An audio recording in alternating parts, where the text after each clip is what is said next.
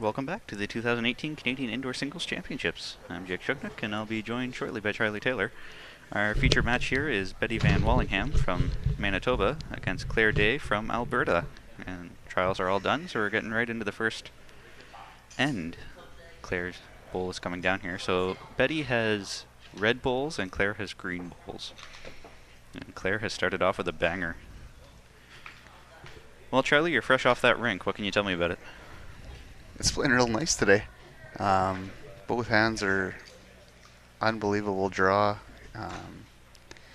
The weighted shots are very consistent. I love that rink right now. Which is funny because prior to that game, you were telling me yesterday that you really don't like Rink 5. I played awful on Rink 5 in my first game there this week. Practice rounds on Rink 5, I had no clue. I don't know. I think it's one of those things. Battle of Saskatchewan. I didn't want to lose that one and was able to figure it out. So looking at the standings here right now, both Claire and Betty are 3-3, and so given that this is game number 7 and they're only playing 9 games, it's gonna be a tough time for whoever loses this match to try to make it to a medal round. Whereas the winner gives himself a chance because Rainbow is 6-0. Linda, Josephine, and Emma are all 4-2. So right now there's 4 people above them in the standings. So the winner gives themselves a shot to jump into that pack and to make it into a medal round. But the loser is going to have to hope for certain people to lose certain games. Oh, great bowl, Betty. And that's just showing the what you can do on Rank 5 there with a bowl that moves a little bit. That came around those front two quite nicely. Big thanks to our sponsors and partners, the Government of Canada through Sport Canada, the Coaching Association of Canada, and Kukri, our official clothing supplier.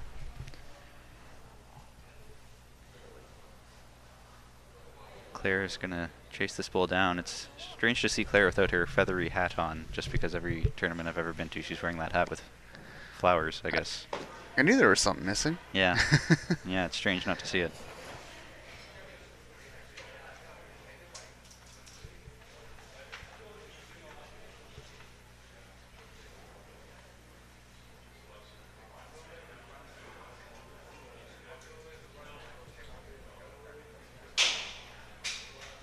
So Betty's playing well heavy around and behind. Also, in case he's watching, she asked me to give a shout out to Mr. Bob Van Wellingham. So shout out to Bob if you're watching back home in Winnipeg, Manitoba. I asked Claire, is there anyone you want to give a shout out to? And she just stopped and thought. So after 5 minutes, I thought, well, clearly there's nobody important that you want to say hi to then. So take that, all of Claire's friends and relatives. We'll say hi to Mike then, her son.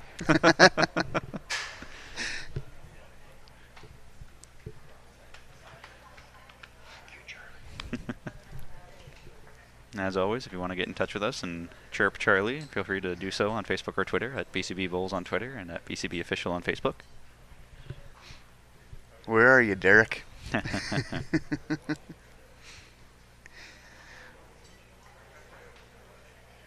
So not to criticize or critique too much, but I was commenting earlier today that every player here has a nice smooth delivery that you don't hear the bounce. Yes. Until your game, I noticed Doug, I heard a few thuds. Yes. Throughout the game. But he had a couple of stellar drives. There was twice in that second set that I'm sitting game and feeling quite comfortable, and 2 absolute perfect shots. He was on fire for his drives. A couple of bear jacks. We were kind of joking a little bit because I made one there, clean pick of the jack, didn't touch anything. Went back to the respot to give me 1, and then he made the next 2, and he turned around. And he said, "Well, I guess we're just gonna have this Saskatchewan driving competition here at PIBC."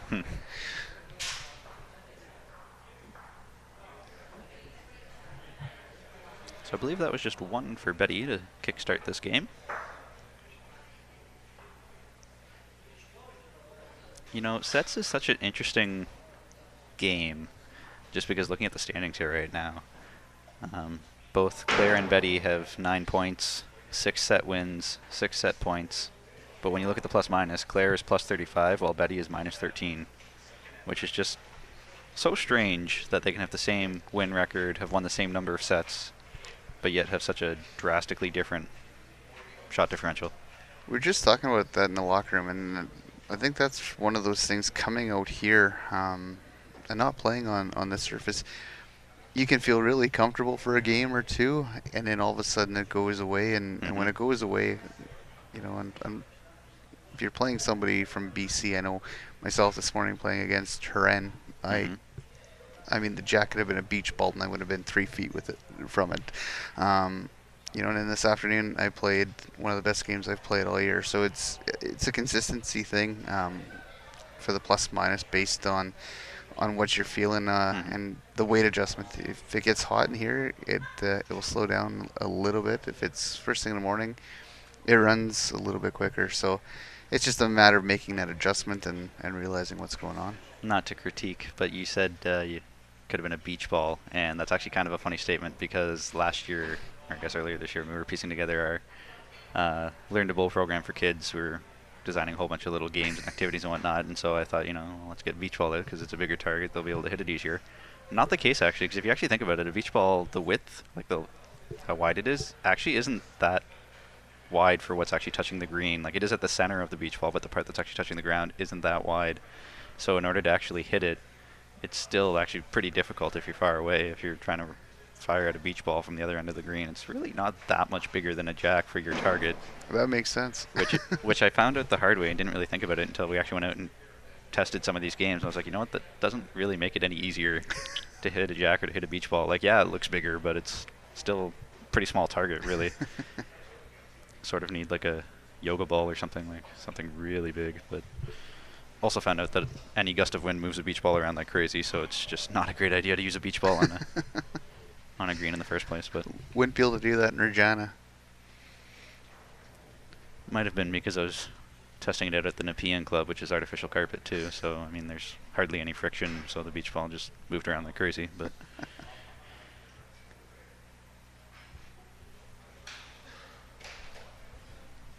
I actually came up with quite a few fun little games. I think one of my favorite ones is actually just a frisbee. Just give that to kids and then whip it around, and whoever's closest to the frisbee gets to throw it in any direction after that. And it's actually makes for a little entertaining 5-minute game to sort of warm up, to just whip a frisbee around and try to bowl close to it. Sounds like fun.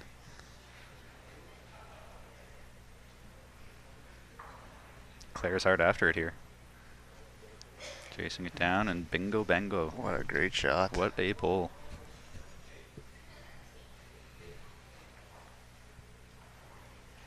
This is Betty's last bullet here. What do you do? She's still playing that same hand too. I'm not sure if I agree with that. I probably would have played weight on the other hand. Yeah, any kind of movement coming this way, you're not going to make it worse. So I like your call.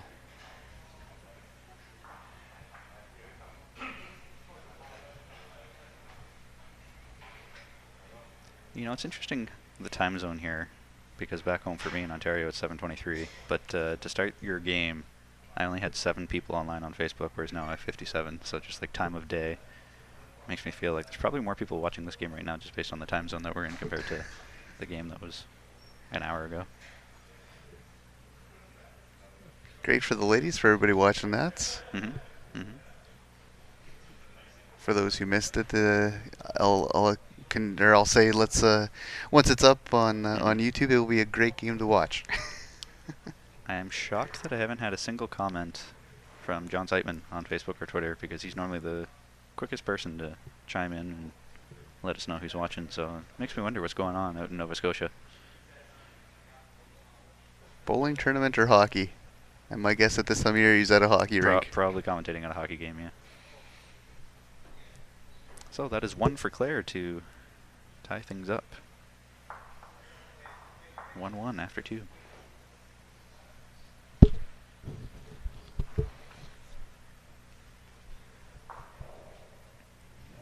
Do you feel that your game has improved from day 1 to today? In spots, yes. Consistency, no.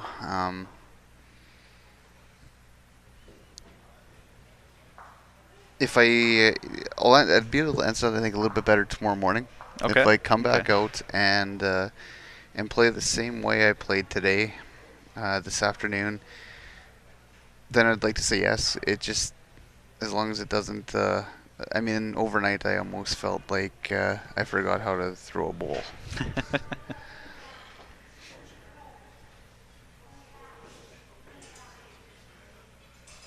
So Claire's getting particular about how many dots is it from the back.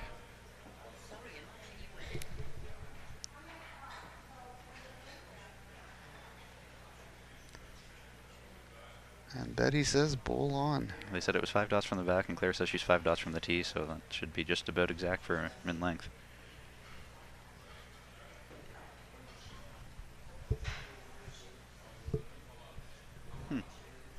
I'm just curious because you can't see it from this camera angle, and you'll be able to see it later, but Claire closes one eye and puts her hand up beside the jack, and it's four finger lengths, widths, I guess, to the side is what she aims at.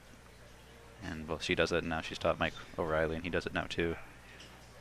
And that's her aiming point, is 4 fingers to the left or to the right of the jack, and that's just interesting. I'm gonna have to try that later. I was kind of wondering what they were doing with that. It's their aiming point. And apparently it works no matter where the mat is, or where the jack is either. You can... I think she called it angled bowling, or angled aiming, or something like that. I can't remember. Unique, anyway.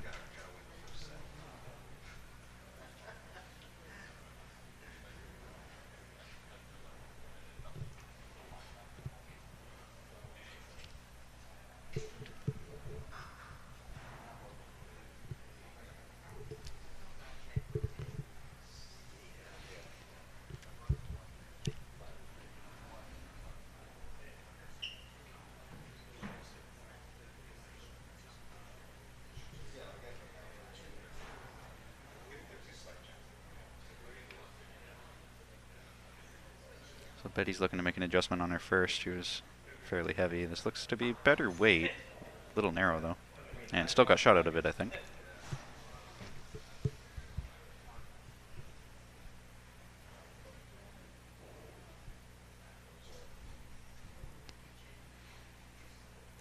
That's the biggest adjustment in here. The right weight goes a long way. I can't remember who I was talking to, but I was talking to someone who said that when you're training a new bowler or teaching a new bowler how to play, the hardest thing that you really need to focus on is the line, because the weight will just come naturally and you don't really need to spend much time on that because they'll just eventually get it, but it's the line that you need to spend the most time on.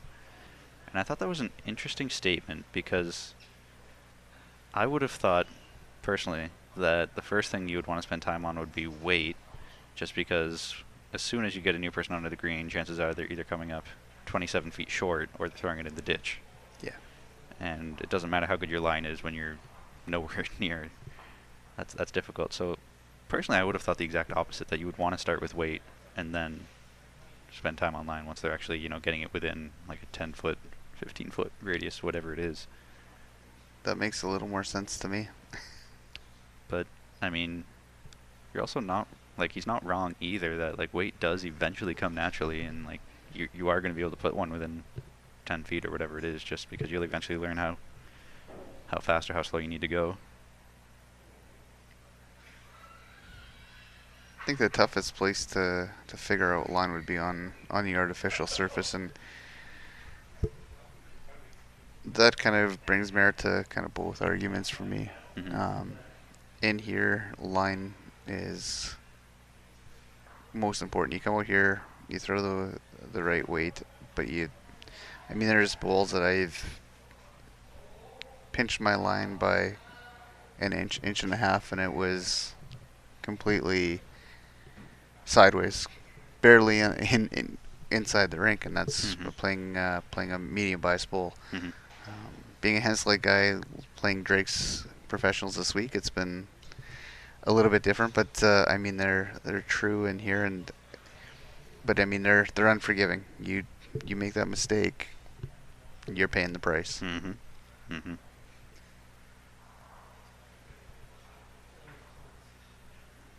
if you could go back in time and do anything, and if anything was possible, would you rather have started out your career on a very poor quality green and graduate to this, or would you rather have started out here and then sort of eventually have to play some tournaments here and there on lesser quality rinks? I think I'd rather start on this, Really? based on growing up in Moose Jaw, playing at the Moose Jaw Lawn Bowling Club. Absolutely love it, but our greens were usually in that 8 to 10 second range. And then you go to Regina and play, and they were usually running 12 to 13. And I mean, there's a lot of times you go for provincials in Regina, and you're throwing your first 8, 12, 16 bowls in the ditch, just trying to figure out the adjustments. So I think learning on something like this it'd be a lot easier to go back and figure out how to play on the slower stuff. I think I would argue the exact opposite, that I am very quite happy that I started playing on sort of crappy quality greens, just because now when I do go back and play on them, it's familiar for me and it's not nearly as frustrating. And I can see people who have been playing on good greens their whole life and then go to a poor quality green and just get so frustrated. And like the mental aspect of it, they're just right out of the game because it's not the perfect green that they're used to. And so for me, since I started on a poor quality green and played a lot of tournaments on poor quality greens, now when I'm on a really good green like this, it's great and it's nice. But when I go back and play on less than ideal surfaces, I don't get nearly as frustrated as others, and the mental aspect for it isn't even an issue for me. Like, yeah, it sucks that there's runs and there's divots, potholes, whatever, but it's a lot easier for me to overcome than people who aren't used to that. Valid point. You're going to make me reconsider my answer, but it's for me. I guess the reason I argued the other way is the adjustment going to a slower green from this is, I find it a little easier to make it. Other than my first 40 bowls this year, that the last time I had rolled bowls was in here or short mat. And so my first 40 bowls on the outdoor were, I don't even know if I made it halfway past the first hog.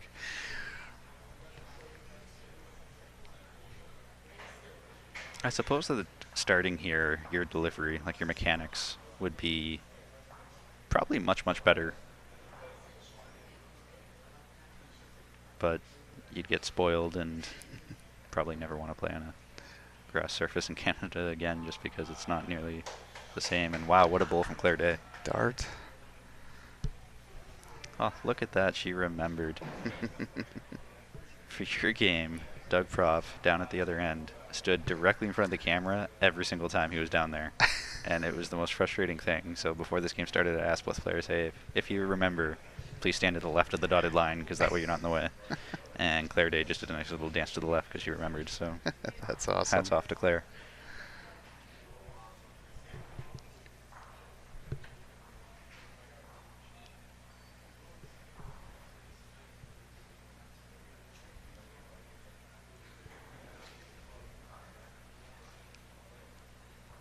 Betty has a delicate little shot here.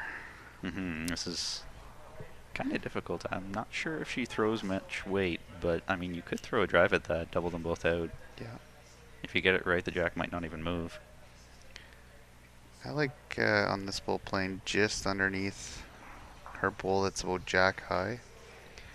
Playing the Tigers, right weight in line should funnel you right there.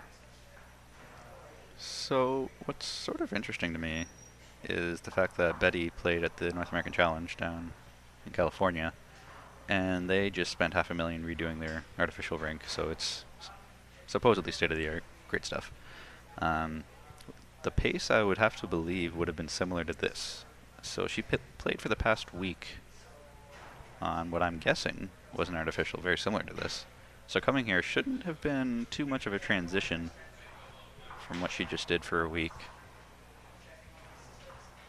No, you see a couple of people that were down playing in North American Challenge that are here, and that have struggled in some games this week, and I'm wondering if burnout is a factor because, that's not only a lot of travel. You're going through different time zones and traveling back and forth, but it's also a lot of games, a lot of bowling too. So I'm wondering if burnout is a factor for those people. I think it has to be because they're both the two people over there are both fantastic players. Claire Day.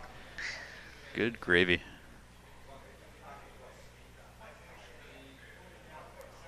That almost opens up the other hand now for Betty, though. I was gonna say, I think Betty has to And play yep, the there other she goes hand. to the other hand.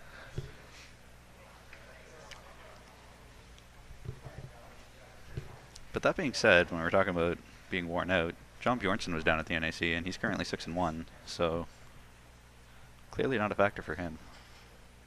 John being John. Yeah, the Viking. And right to the tee, but I don't think that's going to do much, so at least 2, maybe even 3 for Claire. That's what that looks like from here, anyway. I'll give you 2. Betty's only going to take out 1. And 2. Yep, it was 2. So 4-1 after 4 ends of play.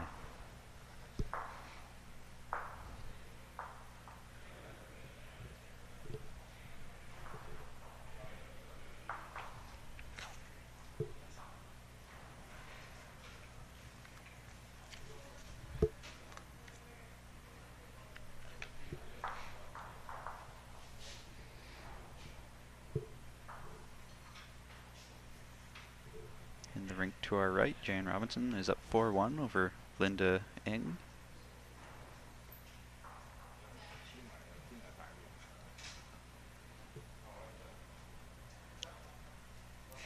Can't see much else for the way of scores for anything else.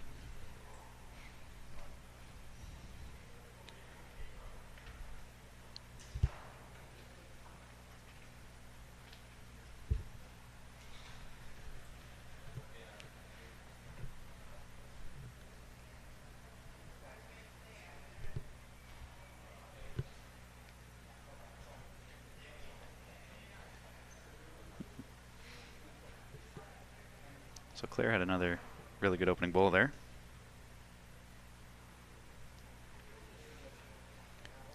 Claire is dialed in. Mm-hmm.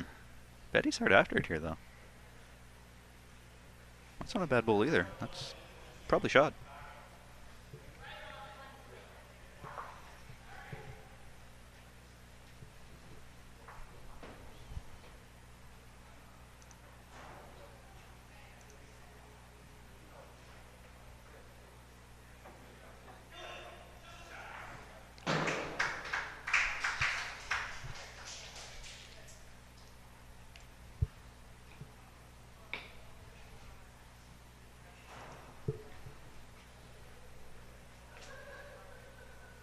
Claire is rolling some pretty consistent bowls here.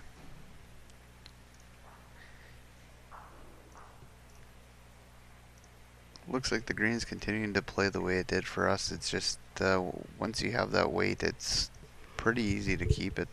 Right now, it's just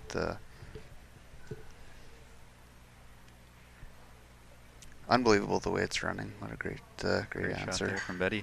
Beautiful bowl. This is shaping up to be a pretty good head.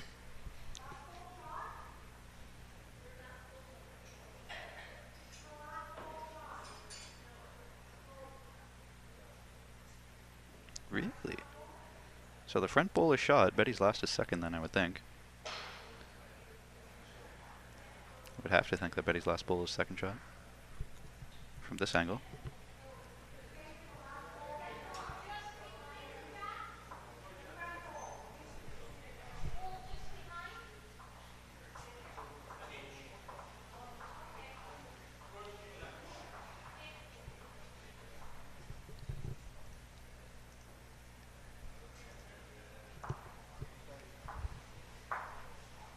Claire's going to chase this down. She's switching hands, which is interesting. I'm not sure if I would have done that. I But don't think I would have either.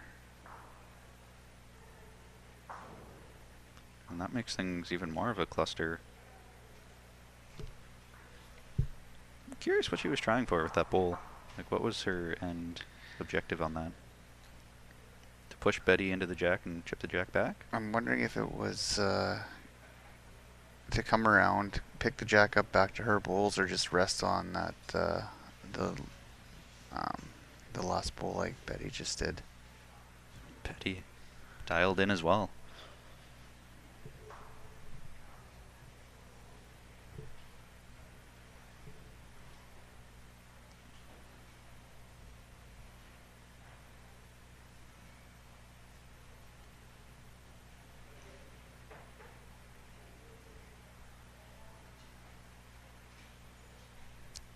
On the rink to the left, Josephine Lee is up 2-1 over Liz Jones. And further down, Dave Anderson is up 6-2 over Carrie Lucier after 7 in the second set. Carrie picked up the win in the first set.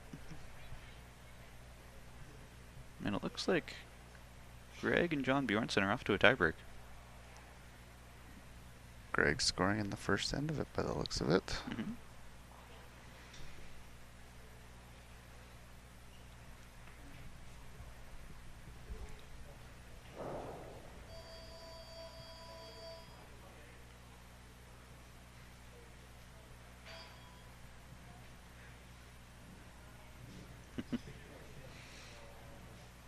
Based off of Betty's bowls, this should be another draw in. I think she's a little heavy, actually.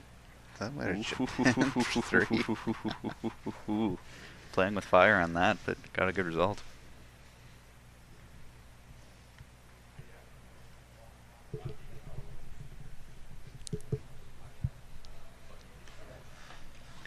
One, two. I would think 3 and possibly even 4. Gonna say yes to that? What a shot. That would at least tie, if not give her the lead, if she got a perfect end there. As always, if you end up having a perfect end, there's a form on our website you can fill out and send your $5 to Bulls Canada, and you can get a nice little perfect end pin. So it was just 3 there.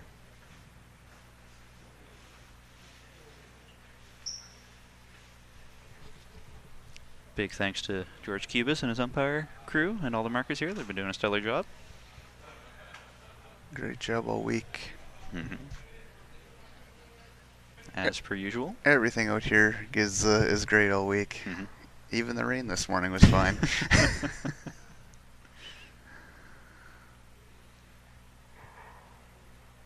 So Betty stretched it out here. Claire played a very short jack before, and Betty has stretched it out to be almost tee to tee, not quite, but pretty good opening bowl. Yowza.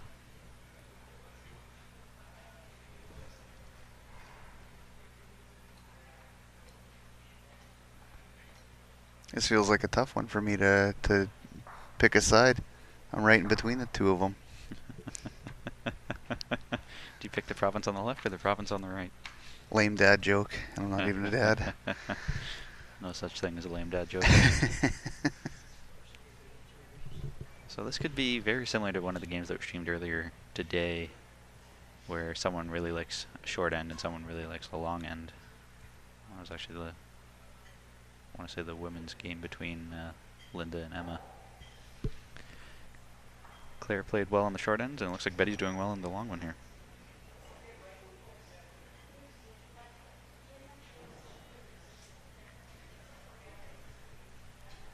Pretty consistent bowls.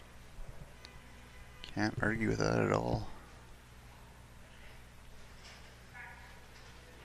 So Claire has a bit of a guideline now from her first bowl. Just have to be on the outside of that, and it should just cruise nicely into the jack.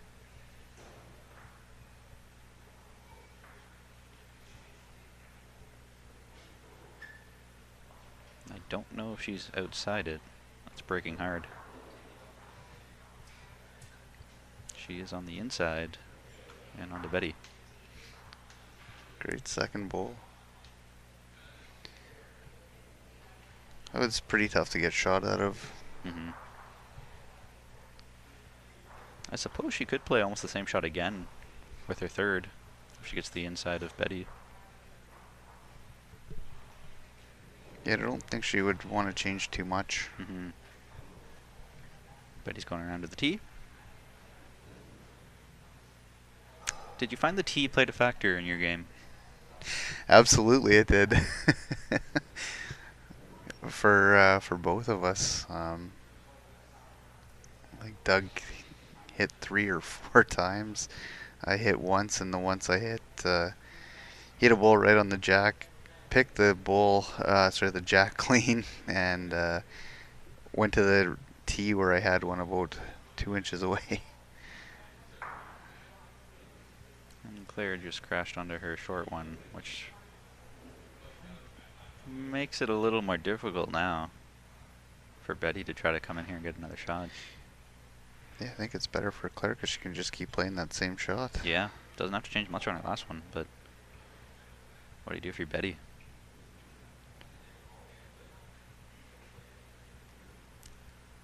Not sure if that'll come back in time. It's trying. If it flops in, maybe. Needs to fall over for that maybe, though. Great effort.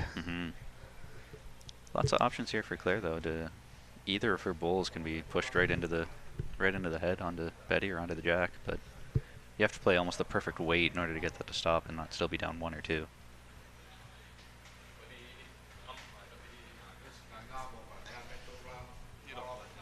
Yeah, I think he'd play the same shot he just did with draw weight, maybe a gram more, and find that the bowl. I think that's the only chance to get shot. But you play it with anything more than that, and you're probably down 2 or 3.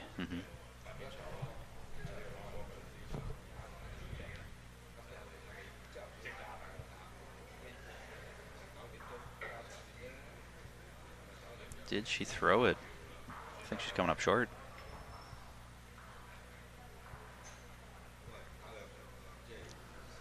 Yikes.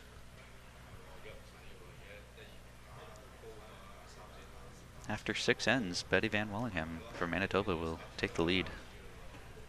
Either 5-4 or 6-4.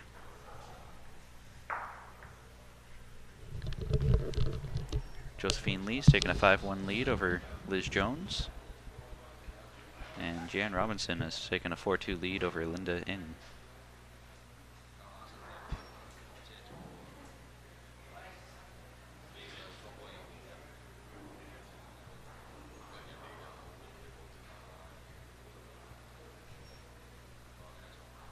Claire is also an umpire back in Alberta, so she's got the wedges there and is ready to go.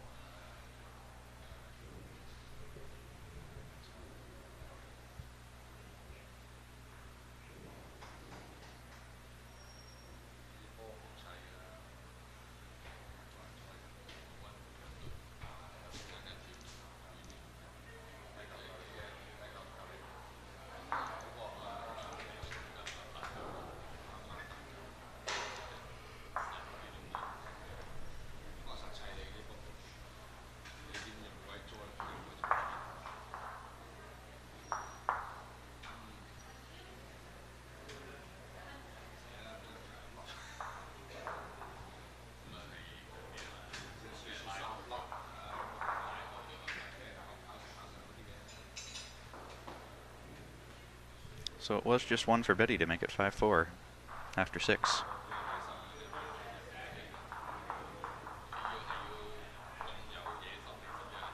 And that's to be expected. Betty stretching it out again, playing a bit of a longer end. Not quite tee to tee, but not too far away.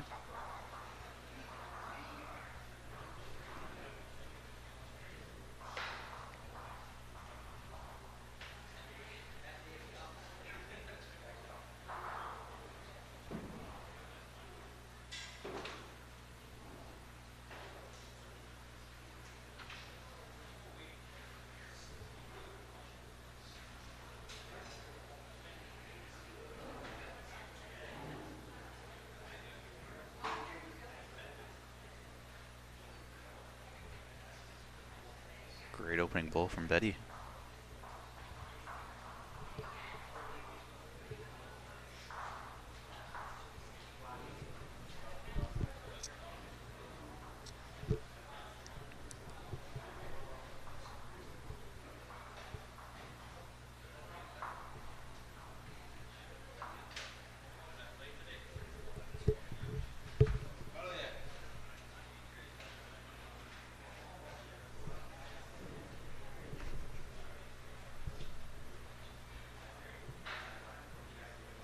As always, if you want to get in touch with us, please reach out to us on Facebook or Twitter, at BCB Bulls on Twitter and at BCB Official on Facebook. Pretty consistent bowls there from Betty. Weight's pretty similar, just a slight change in her line.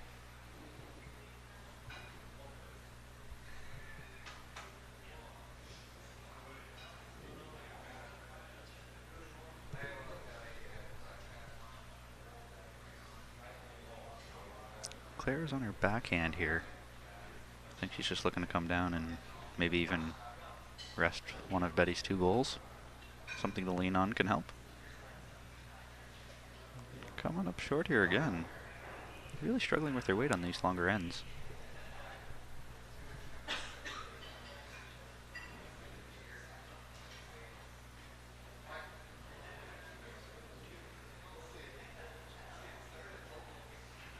I think Betty is going to be a bit short too.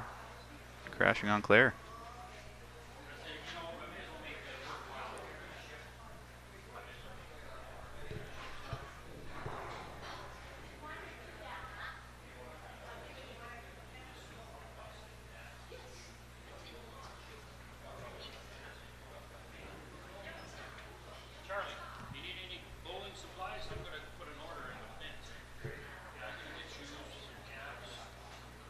Claire just sailed between those 2 bowls of Betty. Yikes.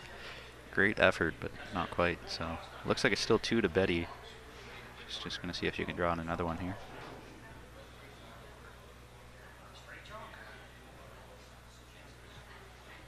Definitely up the weight.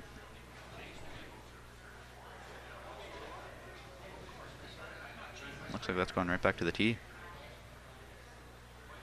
Yep. Got the tee. I'm not sure if that was intentional or if she was just heavier than she wanted to be. Still pretty wide open, so Claire can just draw in.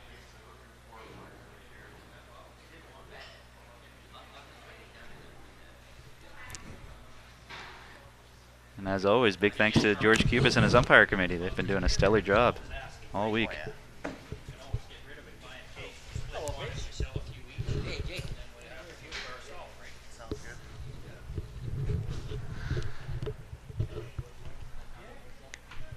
It's been a bit of a looser end with Claire's last bowl coming down here, trying to save 2.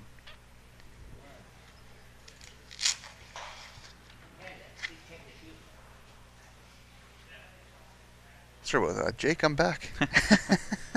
No worries. And look at this for a last bowl from Claire. Dagger. Down 2 to up 1.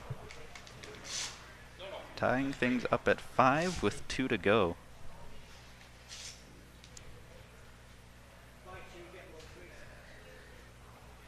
So while you were having your match Saskatchewan game, we had Terry O'Neill hop on Facebook and throw us a few questions, and we were talking about the outdoor singles, and I'm going to ask you this just because you're actually at the event as well, so you can have first-hand knowledge.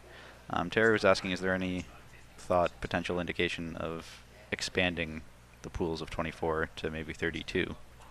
What are your thoughts on that? Playing out of the province I do with the amount of talented players I play with, I like it. As long as the format would be that you can get the games in, and I like it.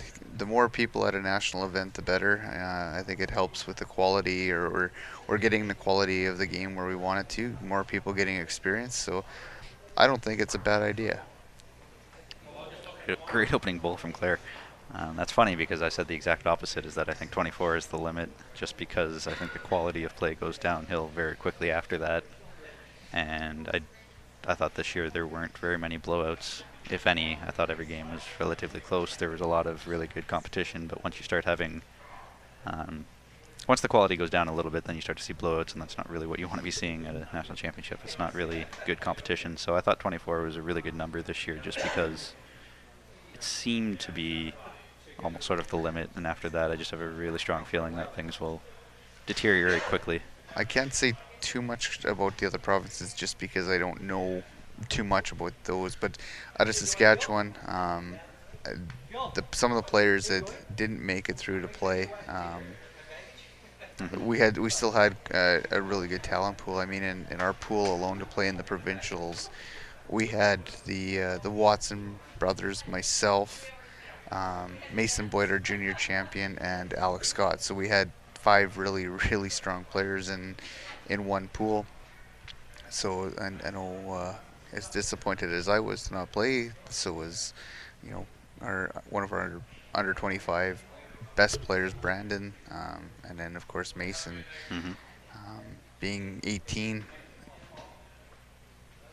So it's Saskatchewan. I mean, I feel the talent is there. That but so I guess that's kind of where my answer comes from is we had a lot of good players still sitting on the sidelines, but um, I guess it just depends on depth across Canada. I think that it's not to throw too many people under the bus or say that the caliber of play is totally different, but thinking about who was there this year from Saskatchewan, I'm gonna say Alex Scott, John Patulli, and then from Alberta you had Pat Berg, Greg Wilson, and I'm just thinking, those are national team players or ex-national team players Yeah. that were there, and that's top-notch, high-quality athletes. And then once you start to sort of deviate from that, and I'm not going to pick on Saskatchewan or Alberta or too many other provinces, but there is a difference between people who've been on the national team, who have played internationally, the experience they have compared to those who haven't. And so using Pat Bird, Greg Wilson, John Patulli as examples, when they're playing each other, they're even just their strategy level is just that much higher. Whether or not they're actually executing on the shots sort of depends on how much training time, practice time is put in and whatnot. But Yeah. even just the strategy of that game compared to throw them against someone from a slightly less experienced player.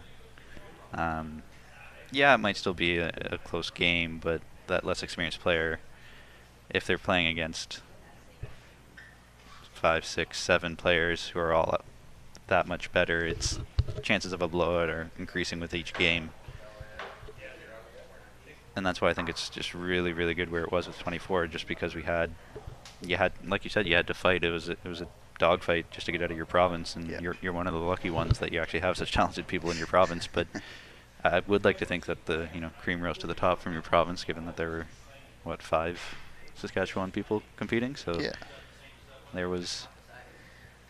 That's a nice thing. We had 15 guys playing in the singles, and the depth is there, Mhm. which it just means you have to play. You have one bad game, which I did, and that's why I wasn't playing. Mhm. You can't have a bad game, and I mean it's nice because you're playing in that at provincial level. If you have one bad game there and you're out, and you realize. I mean, you're playing pool play at a national event as well, and you Mhm. have one bad game there, you're out as well if you're playing pool play. Mhm. We actually had a really good chat with that David and I earlier today. Was round robin format and how much it's really not the best format for competition because you end up with useless games at the end of the round robin. Yeah. And so we were talking about how double knockout would be a much better format because then every game is meaningful. The only downside is you could potentially lose 2 games to be out and you're done, and who's going to want to spend a lot of money, fly across the country, play 2 games, and head home. So you're sort of toying with the idea of um, maybe having a double knockout, but then if you lose 2, you drop down to a lower bracket and play for a cup or a certificate, medal, whatever, just so that you're still getting games in. You're just not playing for the gold per se, just so you're not just flying home after 2 games. I'm not sure how we would organize that, but definitely something I want to look into because I know that everybody loves the round robin just because you get to play every other province, and I'm thinking of the majors here, forest pairs, whatever, where you get to play everybody.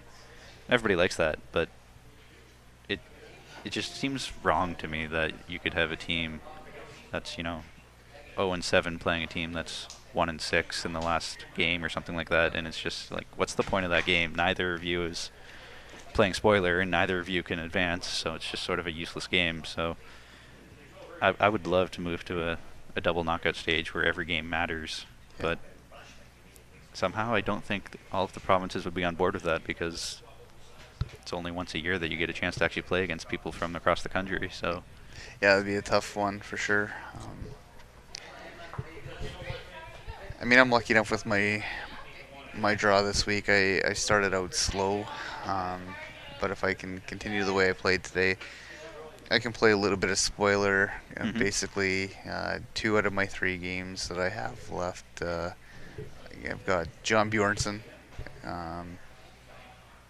and I'm on a 1-game winning streak there. Beat him here last year, so okay. I want to keep that streak going. So Yeah. be up for that one. And then I have John Braun from BC, who I know is in contention as well. So it won't be too hard for me to be getting up for a couple of those games that I have, but that's the athlete I'd feel bad for a couple seconds, but you want to play spoiler in this role. Yeah. So Betty picked up 1 that last end to go up 1 going to the last end of this first set, and she's currently lying 1 in the head from the looks of things.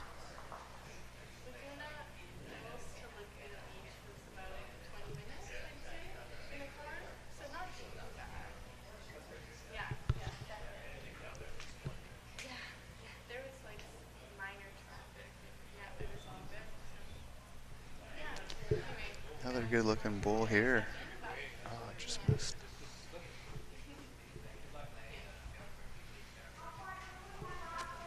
So this is kind of a clutch bowl here for Claire. You want to set yourself up to at least tie this set.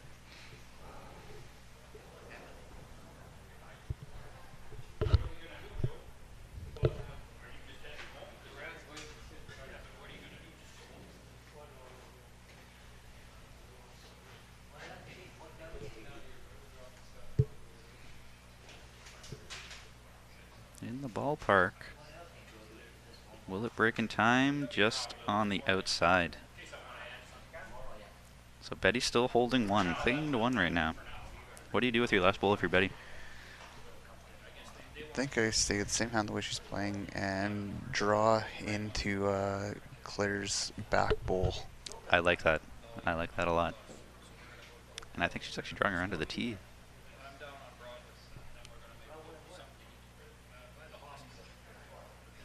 Prove me wrong. Maybe she was trying for Claire's back bowl. I think that's the shot. Claire basically at that point. I mean, I think that's still a decent position, but because if Claire comes down on either hand, moves the jack a little bit, that's going to bring that back one into play. So, if you're Claire, do you try to roll Betty through or just draw it cold?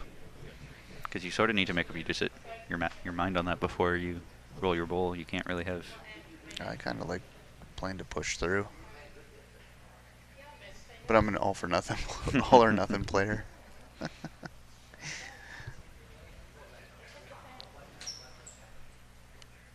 I think I like that too, and I think that's what she's doing.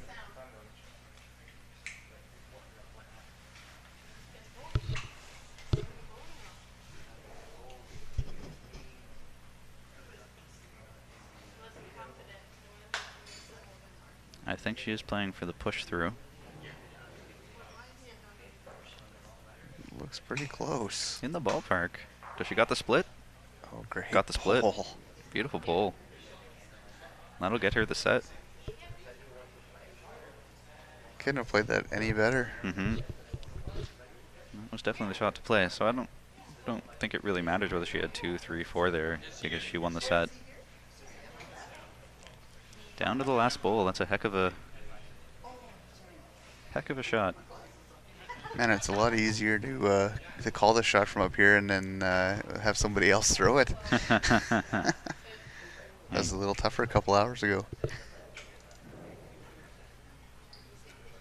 Which I have to ask, did I make any poor decisions?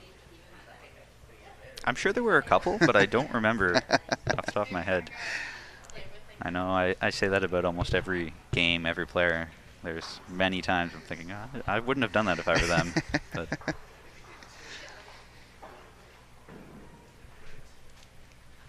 That's the beauty of our sport. There's always multiple ways to play it. I know that's one thing that we're actually sort of, I don't want to say struggling with, but trying to work with our youth squad and development squads is to learn that when your coach is there, to actually use them throughout the game. Just because I remember there was a coach workshop we ran for those who applied to be on our national squad this year. They were invited to attend a training camp with Daryl and Terry. And when you have a coach and they stand up and, you know, come stand behind the rink, that's usually a good sign. You should go and talk to them because they have something to say. But because most people aren't used to having a coach, they just didn't think anything of it and didn't even bother going off to talk. And that's something that really need to sort of work with our athletes on, is that, you know, one, use your coach, but two, like, get in the habit of going and talking to them. Yeah. Just because, as I'm commentating here and saying, I don't know if I would have played that shot, that's sort of the key time where if you have a coach, you can go and say, hey, what shot should I play? Should I have played that? What did I do wrong? You know, have a little team powwow. And we're lucky we have very strong coaches here.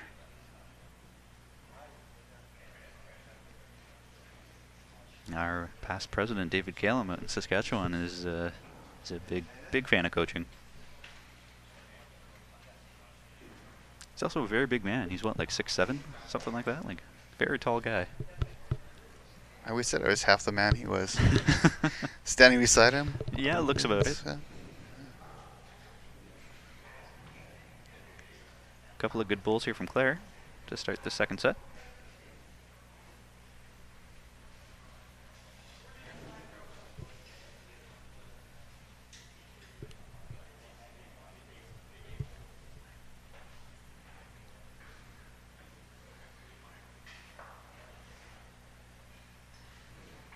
Looks like Betty's just struggling with her weight a little bit, just coming up a little too through the head. I think the green is changing a little bit here. It's starting to get a little bit chillier in here. Mm-hmm. You see a few more bodies have moved out, and when that starts to happen, it does Cool down a little bit. Cool down a bit, and Yeah. the green changes just that little bit.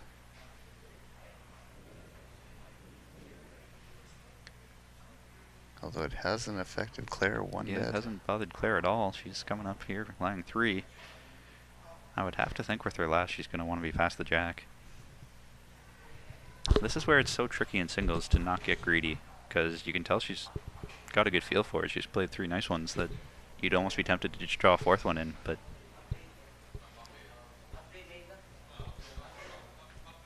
Ooh, what a very close bowl from Betty. I thought she was going to just flop in. Yeah, this would be very tough to not just put another one in. Yeah, it's tempting not to just draw another one, but I don't think you can afford to do that. I mean, it's a risk if you do. I think you need to play some sort of a back. We'll get something past the jack.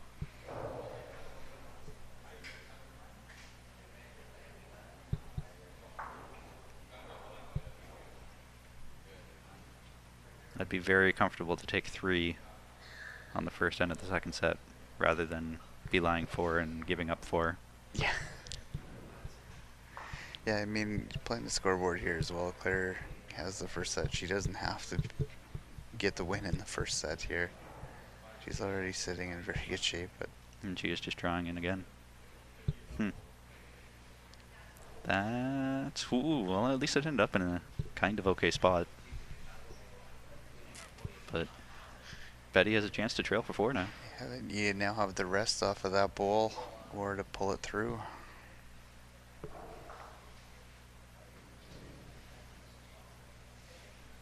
Think she's playing for the trail or just trying to draw to cut it down? It looks like the weight was there. She was playing trail, I Playing think. trail, yeah. She was playing trail.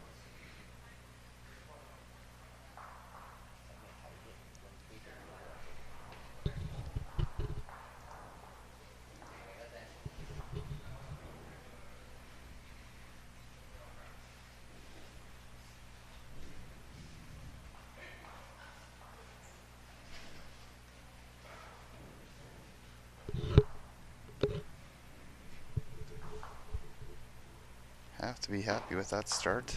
Mm-hmm. Win the first set. Take a nice lead here. Yeah, good commanding lead on the first end. How do you feel about 9-end sets? I know sometimes they're 7-end sets. I'm not sure if that was played at juniors a few years back or where I've seen it, but 7 end sets used to be a thing. I love it. Which one, 7 or 9? The 9. The 9? Okay. Although if you would have asked me an hour or two ago, I probably would have said give me 7 end sets. But no, I love the 9. It just seems to be that right mix. If you get down a little early, you still have a chance to make a comeback, or you know, like we had. Doug and I had a real close set in that last one. It's fun playing 9 ends that close. Mm-hmm. So I'm a big fan of the 9 ends. Throwing eight more bowls never hurts.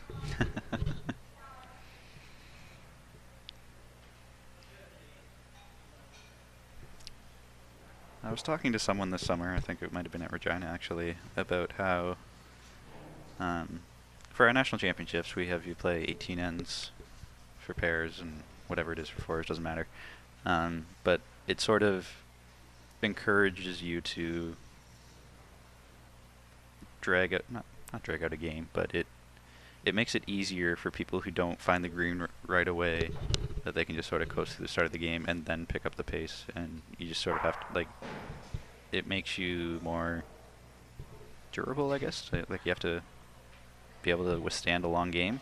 Yeah. But by doing so, it eliminates the skill of being able to pick up a green and find a green right away, and that's a skill, and we don't really encourage that or have any sort of format that recognizes that it is a skill to be able to find the green right away and start a game real quick. Yeah. And that's something where I feel like if we had a 4-end game, whoever has that skill where they can find the green right away and start a game right away with a bang, it would really recognize that, but we just don't recognize that in any of our formats or in any of our games, in any discipline, anywhere. I mean, you can make that argument with sets, but the fact that you get 9 ends, you can still start the first 2, 3, 4 ends slow and then pick it up in the 5th, 6th end and still win the game. So something I'd like to sort of toy around with is maybe changing one of our events, whether it's mixed pairs or senior triples or something, just to sort of recognize that it is a skill to read a green quickly, and to have just a super short game where you have to read the green quickly, you have to pick it up within the first end or two. Absolutely, and that's the thing. I mean, you look at all the formats. It just, with being here at a singles event, look at the singles, for example. Mm-hmm. 21 ends. Yeah, you can go down 10-0, 11-0, Mm-hmm. and you're still in that game Mm-hmm. all day. Yep. In this, you can have the worst 9 ends you've ever played, Mm-hmm. and still win the game. Still win the game. Yep. You know, so it's one of those things. And the way the formats are, you're never out of a game. Yeah. Yeah. Very true. That being said, with No, it's okay. with the new respot rule, being with the pairs and the fours as well, that takes a little bit of that always being in a game. Mm-hmm. You can't kill an end. You're down 5 playing 18. You're in a big pile of trouble at our nationals. There's not a Yeah, team, with the respot. Yeah, there's not a team at nationals that's going to give you a 5 at in the last end. Willingly, anyway. Yeah. Or very often. So it's one of those things that I mean, I think that's the fun of our game is, at this point, I love it. You're always in a game, and even if you're playing bad, but at the same time, playing some of those 10-end, 12-end tournaments, it's kind of fun, you know. Mm-hmm. Mm-hmm. Especially you get on a tricky rink. Or playing at a facility that has 2 greens and one's running 9 seconds, and the other one's running 11 to 12.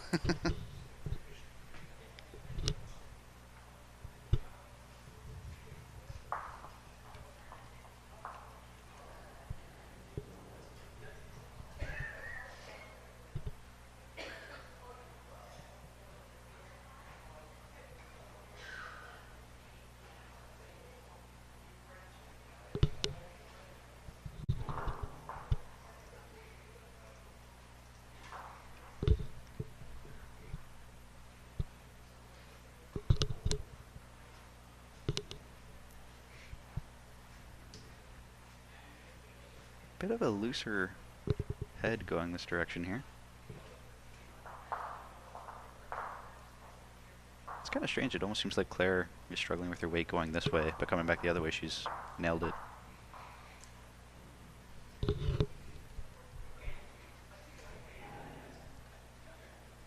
More and more people are starting to clear out. There's some of the men's players and things like that. Mm-hmm. Definitely starting to feel it be a little cooler right now. Mm-hmm. Mm-hmm. And it just kind of looking around at some of the other rinks here, you can tell it's changed a little bit for sure. Mm-hmm.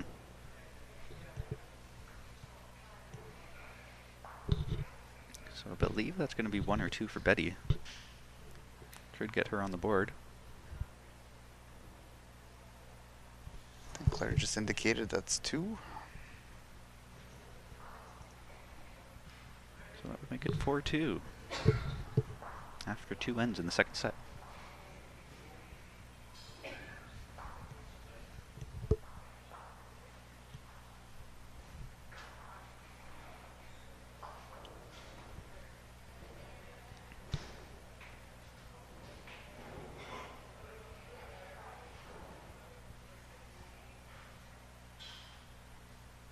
So you're a sets fan or a points fan? 50-50. All right. I like both games.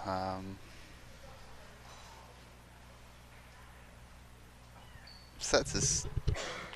I've always enjoyed sets. I mean, we're playing different variations of sets at the under 25 when I was playing, so I didn't mind that. But, you know, playing... Like the juniors, I think, what is it, 18 they play to? 21. Watched Ryan play a game from Australia the other day to 25. I mean, those are all fun games too. It's and I as a bowler in Canada, I think you have to be able to play both. If you want to get anywhere, you need to be able to play both both brands, and I enjoy both of them. Speaking as an Ontario bowler, I'm quite tired of all the tournaments that they run that are always the same. In Ontario, they run so many 12N, 14N tournaments, 3 games a day, and it's just the same, and I'm bored with it. So I would love to see more variation, and I'm curious why they don't play sets for team games. That would be fun. Like, it seems like a logical thing you could do, but I don't think I've ever played in a tournament where they do that. I've played in skins, which is very similar to that.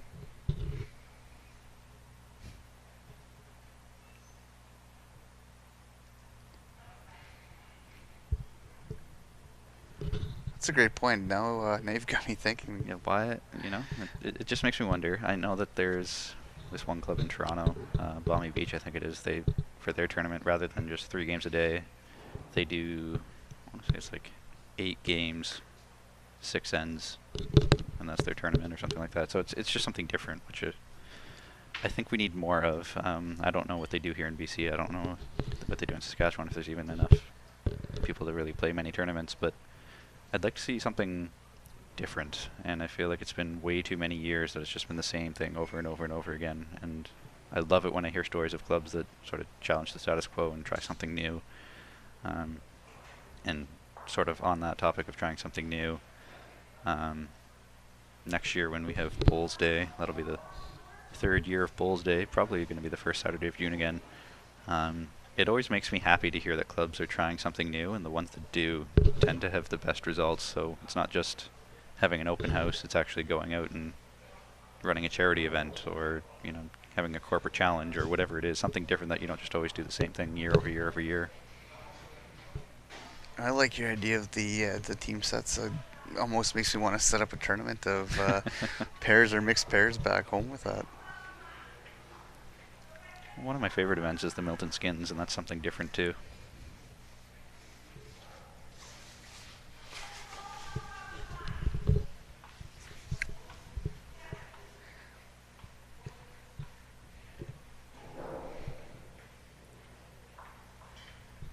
Betty's got a beauty here. Shot itself. Oh, great bowl. Still leaves a full mat length though for Claire to come down and draw. It just means Claire has to find her draw weight here. She was coming up short with her First three.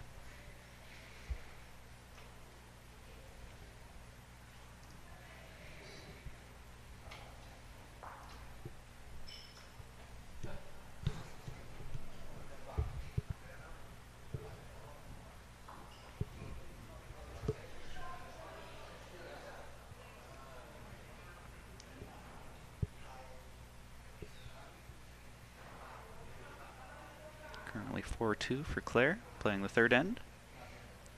Rink next door, Josephine Lee is up 4-zip over Liz Jones in the second set. Josephine did take the first one.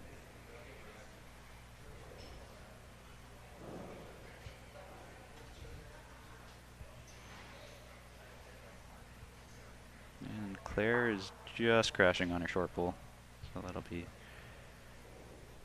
1 to Betty, make it 4-3.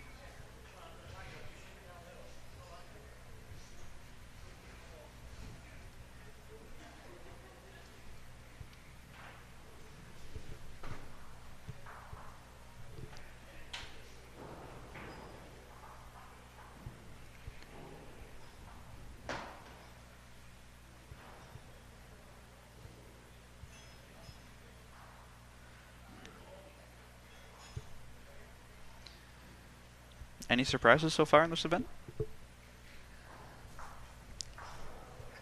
Yeah, on the men's side, there's a few guys that I had up at the top, in games, a couple games that have gone a little bit differently. But I was just talking to John Bjornsson in the locker room, and he said he had a great game with Greg. The guy he lost in the tiebreak there, and came down to a couple of great shots that Greg had made. He was John had won the first set and was up 4 with 2 to play, and ended up having to get into the tiebreak. But surprise-wise, it's tough to call anything surprise. I think there's a lot of really good players here. Mm-hmm.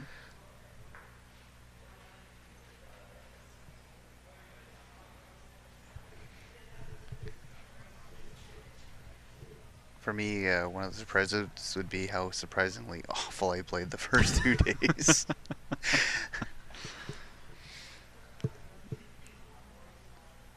How do you feel about the timing of this event? It's late October. Most people are still, not too rusty from the season. It's a little tough, especially with the way the weather and temperature has been back home to even get out and roll a lot. By the time I get off work, it's 4 or 5 degrees and dark out. So it's a little tough with not being able to either play here or play at least somewhere. But timing's a tough thing with everything that we have out there. I guess I was just thinking, like, I know it might not suit well with the club, but in theory you could have this in, like February. But I guess not really, because the winner goes to the World Cup, so then you'd have to do it a year in advance. But I guess could have it in like March or April and give the person who's going a full year to plan. But then everybody would be super rusty because it had been 6 months since you last rolled a bowl, so probably not the best idea. Claire just picks up the jack and went right through.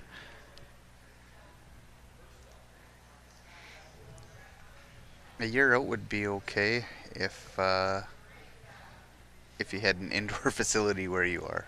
Yeah. It's also kind of frustrating, tricky, I guess, because when you do it a year out, who knows if that person's even going to be playing much the following year, because whoever wins this year, it's because they played well, but then who knows if they're actually going to play well next year, put in as much training, practice, whatever. It's tough to say. The reason why we do that for the outdoor singles is just basically the registration deadline for World Bowls, Champion of Champions. I can't remember exactly, but I want to say that it's just really goofy, like in the middle of winter, so we have to have our play down early to say who's going.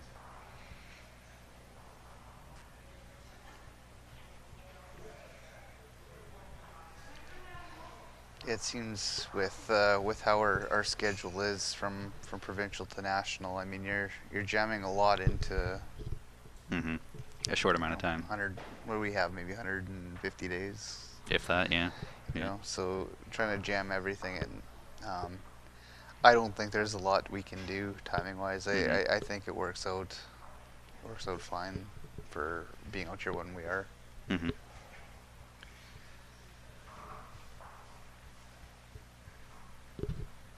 You know what I find the most intriguing complaint, I guess, I get about scheduling? When we changed the majors to be like the end of August this year, the amount of provinces and people in different provinces that came back and complained saying that it's going to affect students and teachers just baffled my mind, because when you're saying that, oh, it's going to affect teachers now, like, I just don't understand, why do you care about teachers as a profession? Like, I don't care about doctors or lawyers. I'm not making exceptions for them, so why would I make exceptions for teachers? Why? Like, I don't understand. But it's not just one province that has that thought. It's every bowler in every province, and I just don't understand why that's even an issue. Like, why do you care? Everybody else has to take a week of holiday if they're playing an event, so it makes sense teachers do too. It's just always baffled my mind why that is. My 3 weeks holidays have been spent at a bowling green. Mm-hmm. Mm-hmm.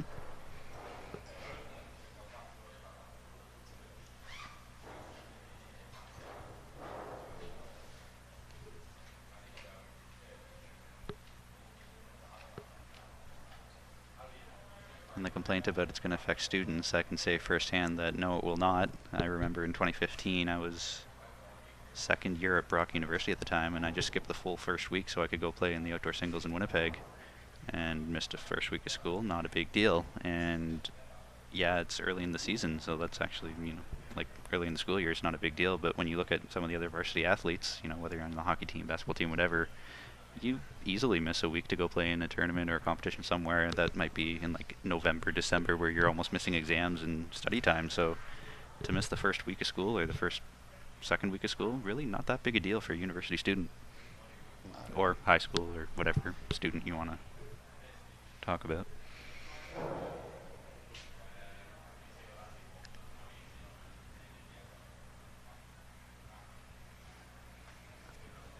If my parents were still listening, I'd say, "Hey, Mom, how often would that be a tough choice? Me missing school and going bowling, or me going to school?"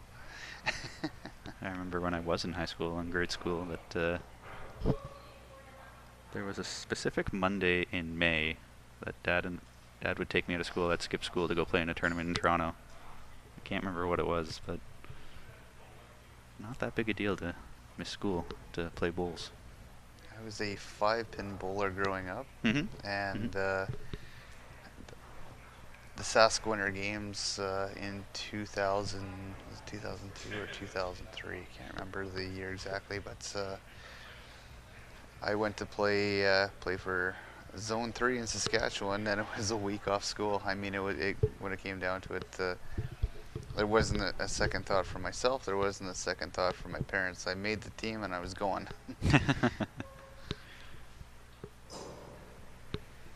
That was a heck of a last bowl from Claire there to draw the jack cold. Looks like Claire's starting to feel it again. Mm-hmm. Picked up a couple to go up 6-3. Playing number 5.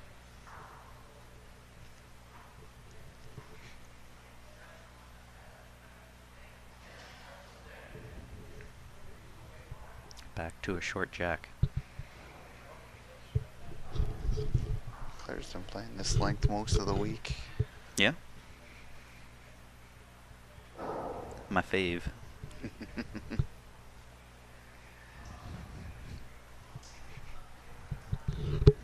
I'm not sure what mine is. Mine was just a matter of hoping to keep the jack somewhere in the area that I was playing well. Throwing a jack here compared to the outside is just a little bit trickier. Mm-hmm.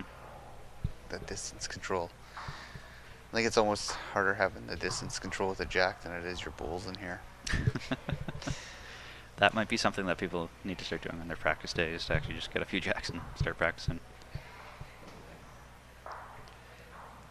Yeah, it's really easy to when you're practicing with somebody just to set jacks, and Mm-hmm.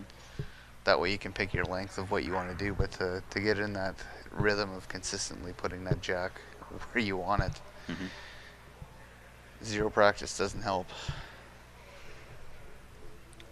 No, I was having a good chat with some folks about what our next video might be, because we released 3 a couple years back, and one is me delivering a bowl, and we were thinking, it's meant to be a series. What's the next video going to be in that series?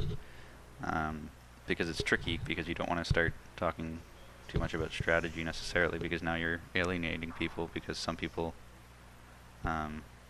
might not be tournament competition players where they just don't care about stuff like that. So what's something that's going to impact, every bowler, that every bowler could use? And I'm thinking now, one might be just how to roll a jack, because the amount of players I've seen who can't control a jack and throw it sideways out of bounds is just mind-boggling, and I feel like it's all about just they're not holding it right. Yeah. And I feel like that might be a worthwhile video, but the only downside to that is that it's going to be really short. I can't imagine that being more than a 30-second video of step 1, 2, 3 done. Like,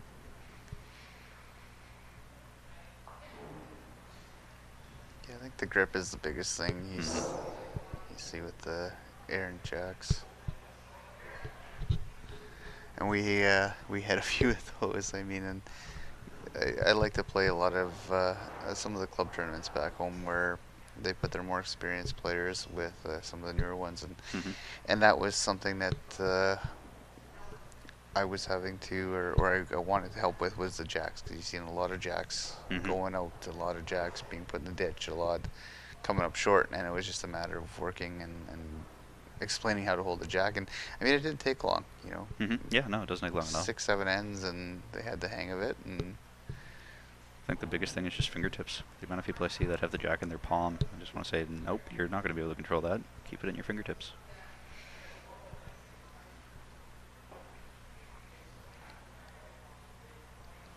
I didn't play singles or front end for a long time, and in 2011, playing with he throws one of the best jacks I've ever seen, Duncan Holness. I mean, anywhere I told him I wanted it, he'd have it within a foot 90% of the time. And and that's kind of what I've done to work on my game, is just kind of get some tips of what he does on his control and things like that. And I think a lot of that comes down to he's just throwing a lot of jacks. And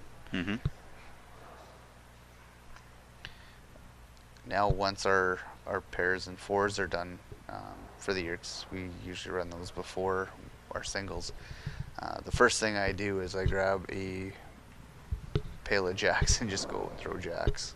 It's not on YouTube. It's not on YouTube. It's on. Eventually, yeah, but for streaming it, you just have to go here. I have an up-to-date TV. I just press you. Took the mic, lawn bowling. Every press in the world all shows up.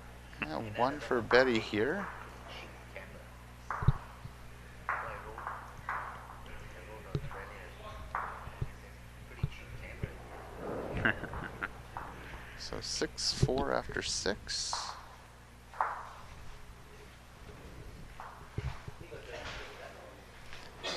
So, Camlin Friends just messaged me saying I just throw the jack and hope.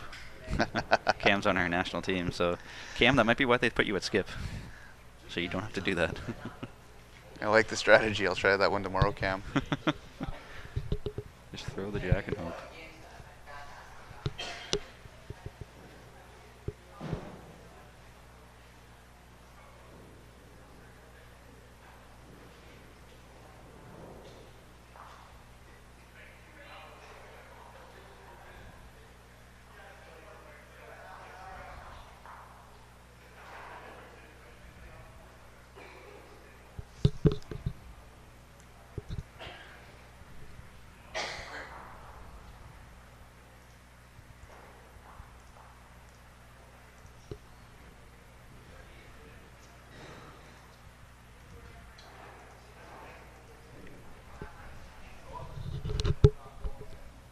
As you would expect, Betty has stretched it out quite a bit. This is a much longer length compared to what Claire was playing.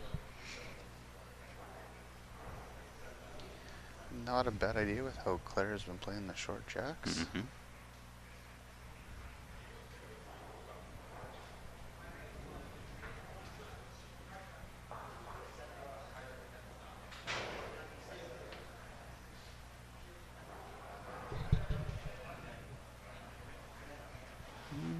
Not quite there.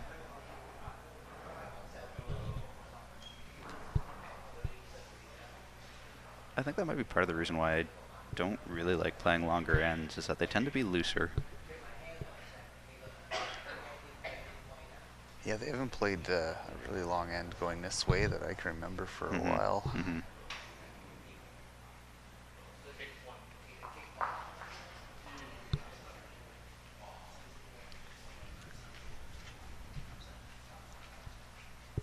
On the rink to our right, Jane Robinson's up 4-2 over Linda Ng in the second set. Jan did win the first set.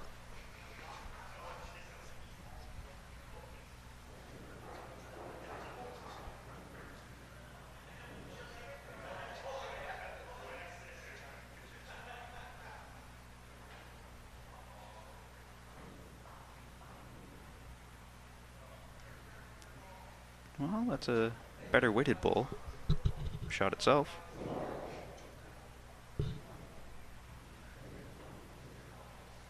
On the long ones playing this that way, that's a good ball. Mm-hmm. Mm-hmm.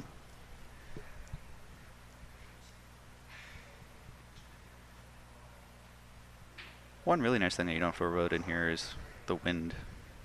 There's a very fortuitous rub. It's my favorite part.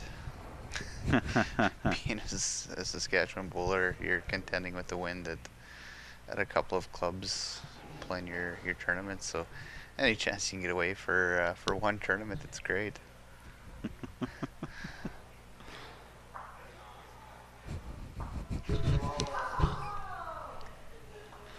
As soon as we said that on the rink beside us, Jan just got a fantastic rub off into the head. I don't know if she got shot out of it, but wicks abound here. You've got to be good to be lucky and lucky to be good. Mm-hmm. Mm-hmm. Claire threw a little bit of weight on that, just a little too much to come back in time. One ball left for each player to come.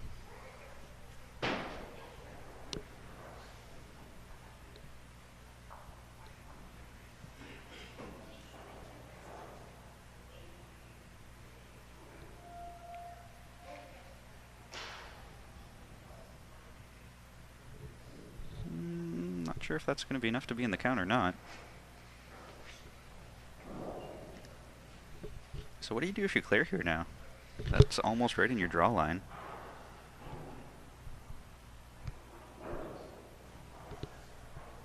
Play weight on the other hand? Well, I guess either hand you're playing weight, but... You can play weight either hand. You can play overdraw into her front bowl. Yeah, that bowl on the left, she could try to chip in sideways.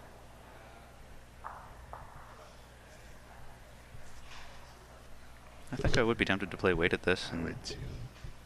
Ideally, you want to grab the jack, but if you miss that and get the bowl, that's okay to cut it down to 1. Just call Doug Prop, he'll show you how to do it. The amount of bear jack drives he had last game. In the ballpark. Yeah, got the bowl. Can't be too upset with that. That probably cut it down to 1. It might even still be a measure. At this point here for Claire, it's all about point management. You give up 1 here, not the end of the world. Mm-hmm. Mm-hmm.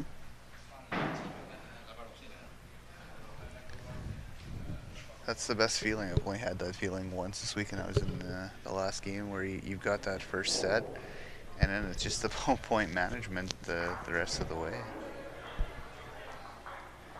Had a good chat last game. Kevin Dusselblanc came on and was saying, do you think it'd be a disadvantage then to play defensive? If you have the lead, there's 2 ends left or 1 end left in the set, and you're now playing defensive. Do you think that messes you up going into the second set? Because I don't know. Yeah, I think if you play defensive,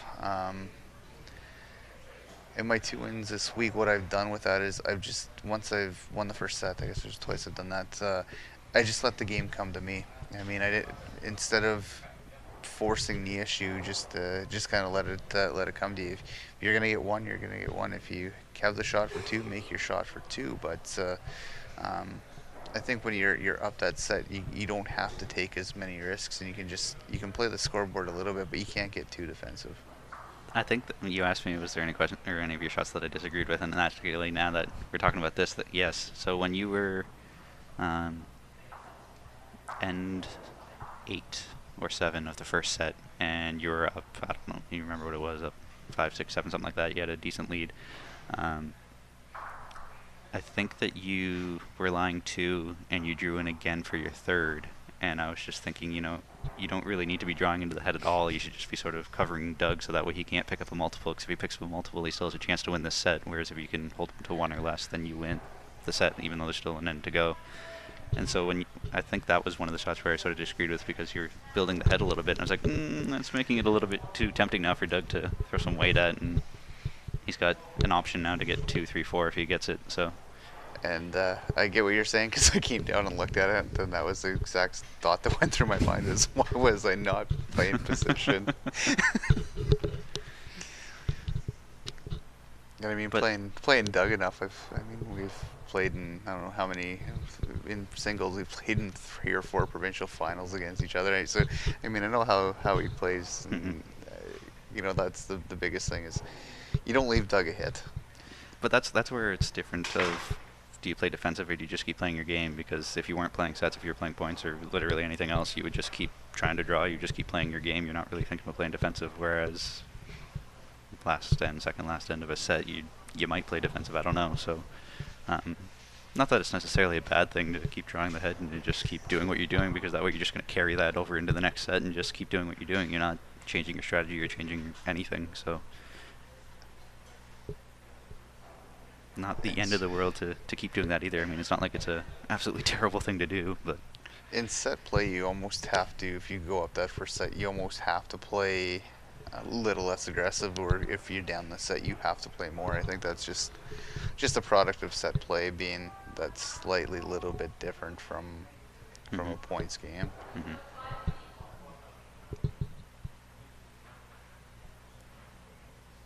You don't want to make the big mistake. I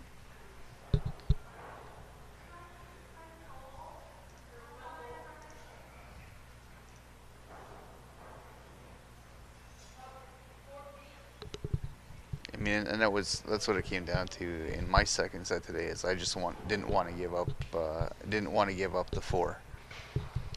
If you give up the 1, you give up the 2, you can rebound. Right.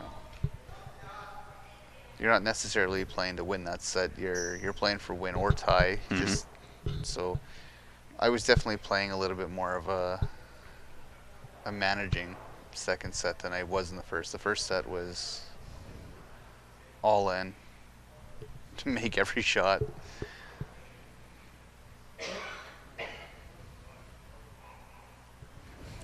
What a draw ball from Claire. Great ball. She can really come up clutch with her draws when she needs to. Scary good player.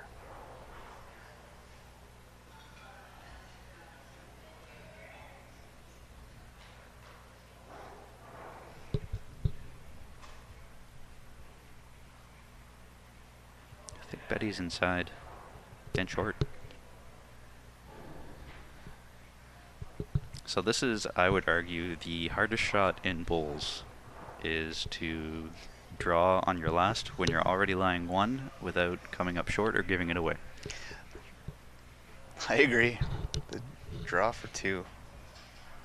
There's a couple times, or even today, looking at had 3 feet to get to, and came up 2 feet short. Where the Betty's bowl is, it's a little bit intimidating. A little, but like in theory, it shouldn't be that hard to do, because it's not like you have to avoid any bowls. This is a wide open draw. You just have to be within 2 feet. Just play your last bowl again. But because you're scared of giving it away, so many players do exactly what Claire's doing here and coming up short. It's one of the hardest shots in bowls, and it's also really hard to practice doing too. Yeah. Yeah, there's almost no stimulation for the pressure of that drawing for 2 in a game.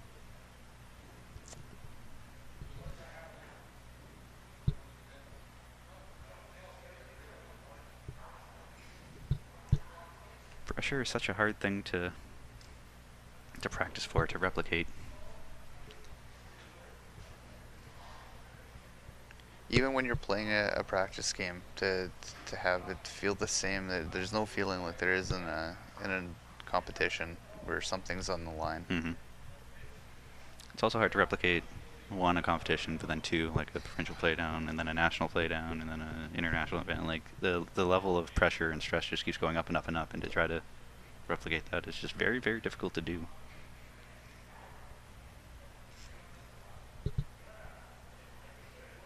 You miss in practice, you jump off the green, you walk into the clubhouse and sit and talk to people, and feel absolutely nothing. You won't remember that shot 3 days later. You miss a pressure draw here, especially coming down towards the end of the week here. Mm-hmm. You have a chance to beat a guy like Haren, or you have a chance to beat a guy like John. You miss that draw, it's going to be something you remember for too many years. So 7 ends are done. This is number 8. So just up and back, 2-point game.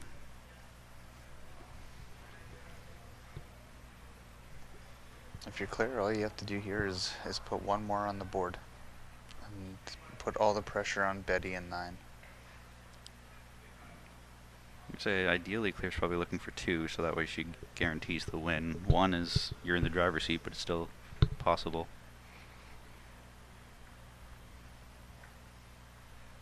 Now you're just getting greedy. Well, I like to make it mathematically a sure thing.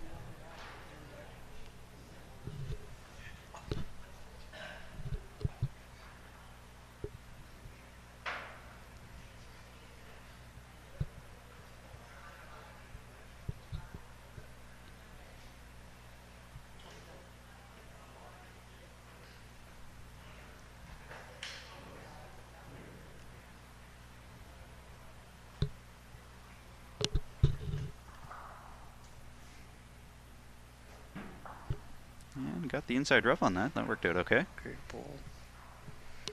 One of the first things I was taught is if there's a wall, use it. Sound advice. Mm-hmm.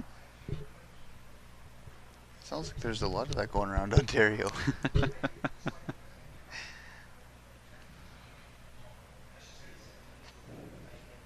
Well, try to keep things as easy as possible. If you don't need to worry about your weight, then don't.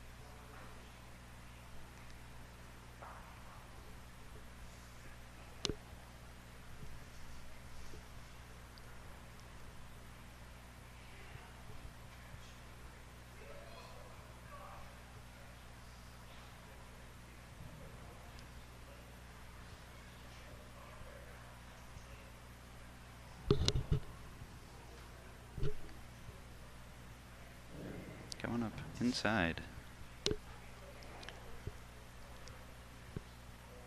Big chance here for Claire. If she can push Betty's bowl out, she's lying 3.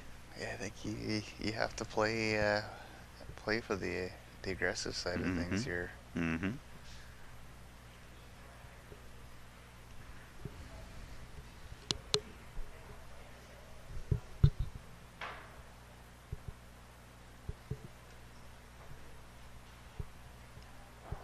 How much weight do you play at this, though?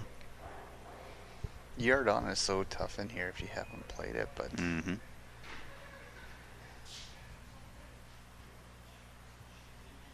it looks like Claire picked the right weight. She's close.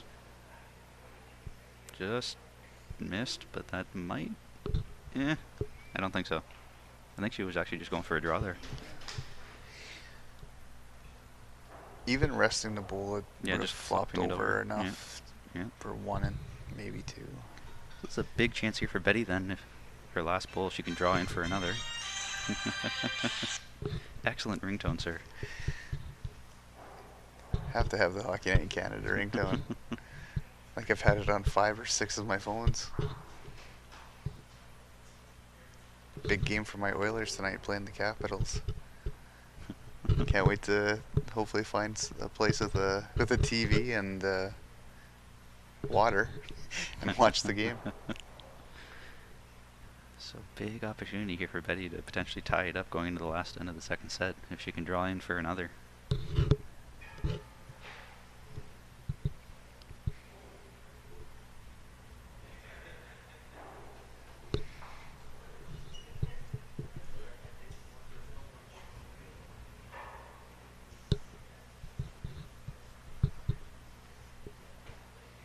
That looks narrow from my point of view. Yeah, Betty's playing the Hensley Tigers, so I believe that will cut across. Yep.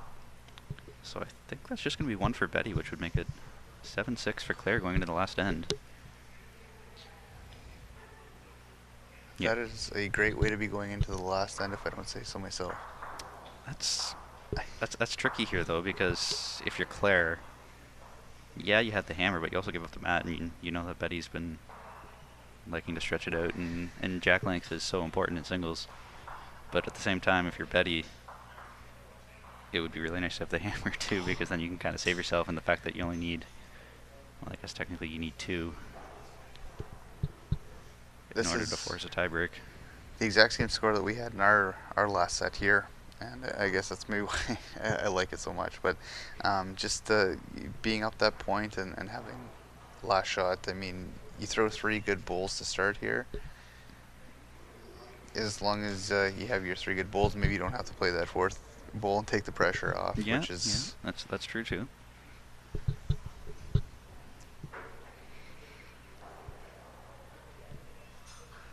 This is where I find it frustrating if I'm Betty, because you don't just need 1, you actually need 2. You can't just tie, you have to win, and I just find that so frustrating, even though you know that ahead of time. Like, it's not like it's a surprise that popped up on you, it's just mentally the fact that a tie isn't sufficient, you have to win, when the first set a tie is sufficient, is, for me, that's just difficult to overcome. Yeah.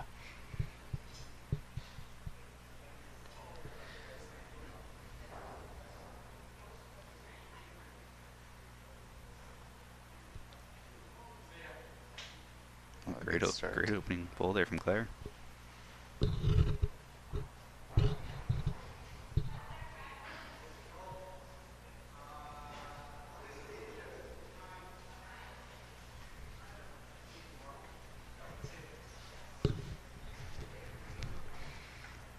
Betty's hard after it here too, and that should be shot itself. Oh, great bowl. Excellent bowl.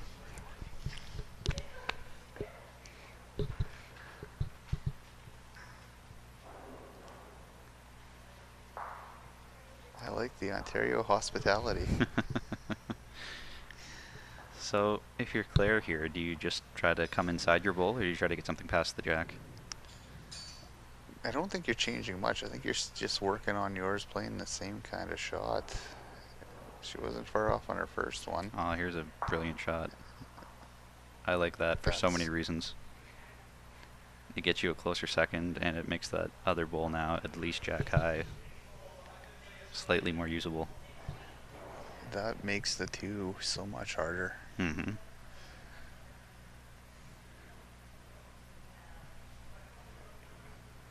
Betty's not a mile away, though. I was going to say, but Betty says... Betty says, what were you talking about there, Charlie? Boom, line 2. Charlie doesn't know what he's talking about. What a bowl. Brilliant. And Claire is switching hands here now, which makes sense.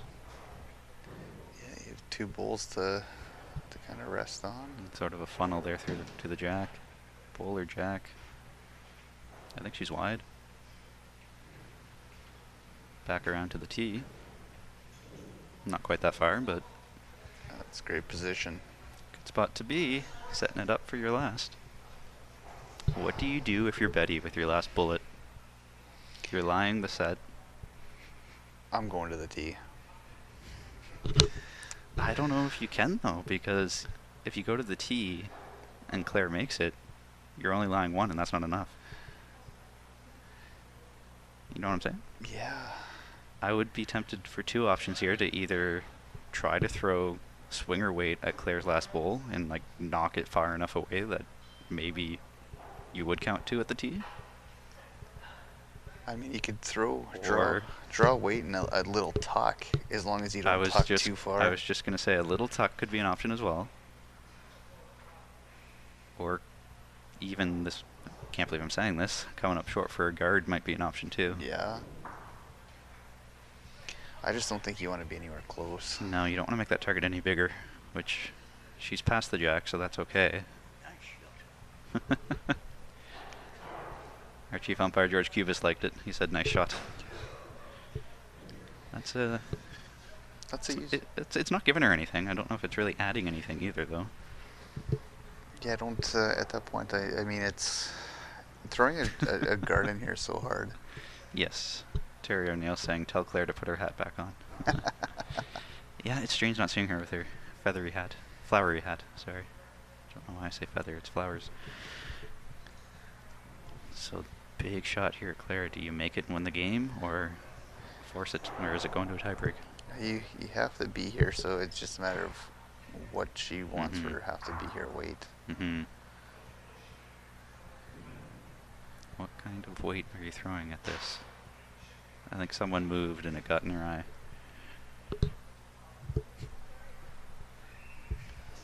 I think if it's me, I'm playing full on. Because you remove one or two of the bulls. Mhm. She is the playing some jack. weight. She's not In the all ballpark. way. Oh, Oh, what a bowl. Now it comes down to it. Was Betty's last bowl in the count or not? That's so close. That's close. Kicking out one. I wouldn't be surprised if we get an umpire measure here.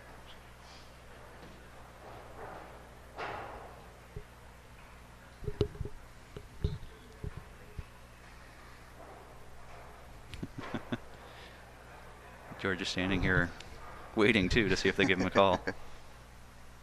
And I think Claire's going to try to measure it herself. Nope, called it too. We're off to a tiebreak.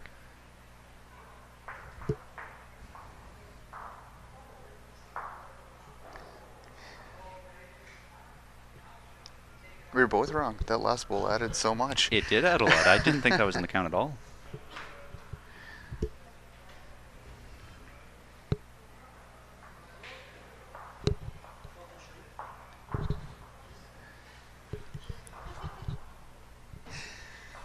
So close.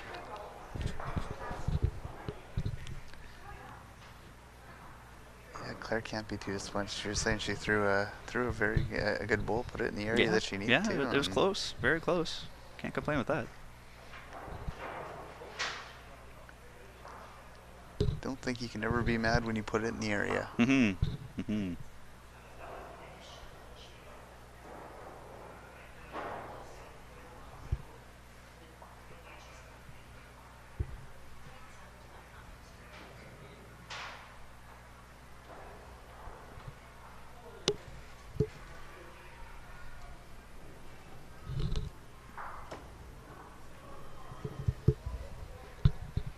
Opening bowl from Betty.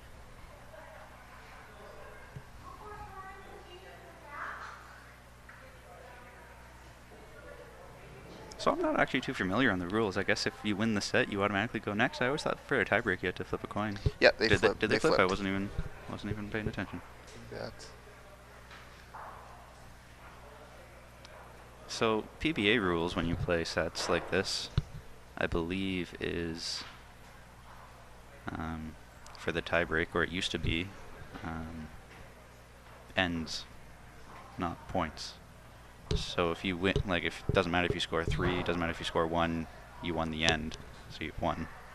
And then if you win the next end, you don't have to play the last one because you can't win, right? So in a 3-end tiebreak, you just have to win 2 ends. Doesn't matter what the score is. What are your thoughts on that? I kind of like it.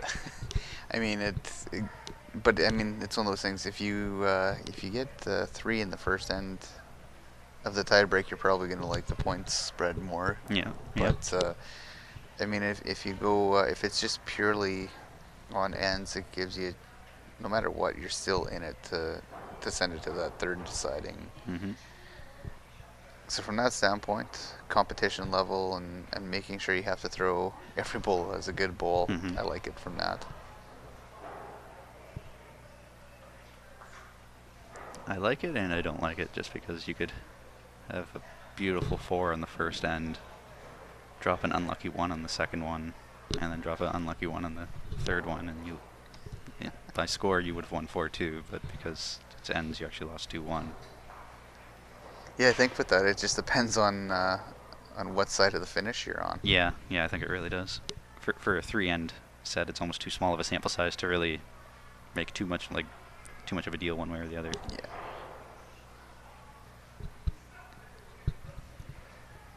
Putting some good bowls here. Yeah, I mean, for argument's sake, I think you could argue either way Mm-hmm. on which is better, which Mm-hmm. which is more fair. I mean, if you're the guy scoring 3 or 4 in the first end, it's not really fair if you score 3 or 4 in the first end and then give up 1 and then give up 1 and Mm-hmm. walk away with the loss. So that's always, I think that's an argument that would be people would be on that side. If that were the case for games, I would be tempted then to just practice my drives and put the jack in the ditch and just boom, won the end. Doesn't matter. Yeah. Points don't matter at that point.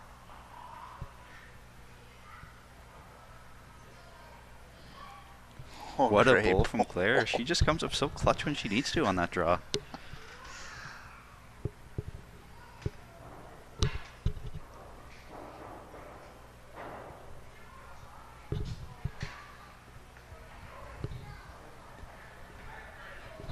With the position, I may have been a little more aggressive going after Mhm. the jack here. Yep. If I were Betty, I would have played much more aggressive into that. Just because you have all the back bowls.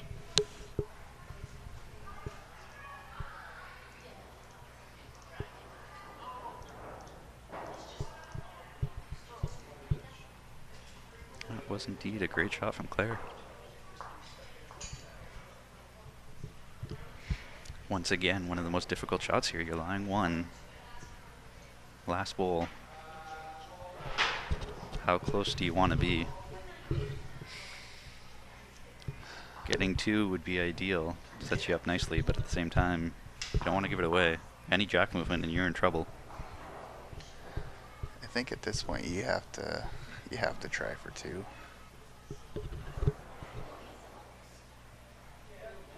As long as I mean, you're playing draw weight. I mean, if you're playing draw weight, the worst that should happen is 1 down. So I don't know. I could see draw weight, just a small chip, and you're down 2, and not much more than draw weight, just straight back. Right? here, yeah. So she's erring on the caution, or yeah, erring on the wide side, which is probably a good idea. Yeah. And with that weight, it may have. It probably would have just chipped straight back had she got it. So that's a safe shot to give her 1-0 lead in this 3-end tiebreak. They're taking a look here. I guess it could even be 2.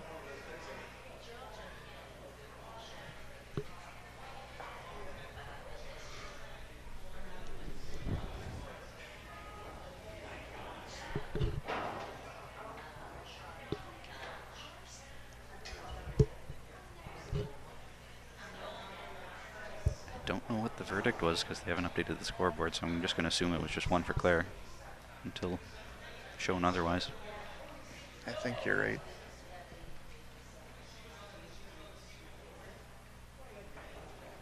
I do love having those dots in the middle of the ring. Makes centering the jack so much easier. Big fan. I wish we had that at every tournament. It doesn't matter what level. Mm-hmm. Agreed. Great Helps. opening goal. Helps with the pace. Yes, it does. I also love it when there's lines on the out of bounds Yeah. as well. You can tell right away if it's in or out. So it was just 1, as Claire just went and updated the scoreboard.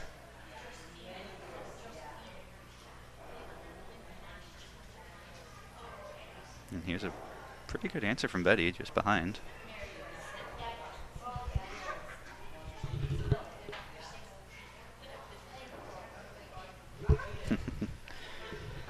Yes, yes, we do, Cam.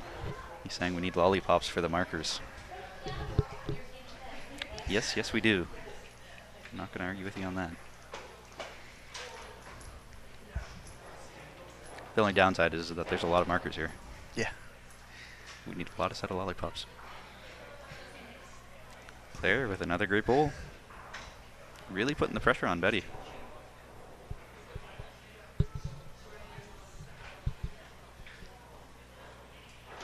Claire's back in that zone. Mm-hmm. And this looks very close from Betty here, too. This is looking like it could be number one. Yep, shot drawn. Hey, bowl. Excellent draw bowls from both players. The nice thing here for Claire is she doesn't have to change much from her first two. If she gets that little trail, be tucked. Be pretty tough to get at.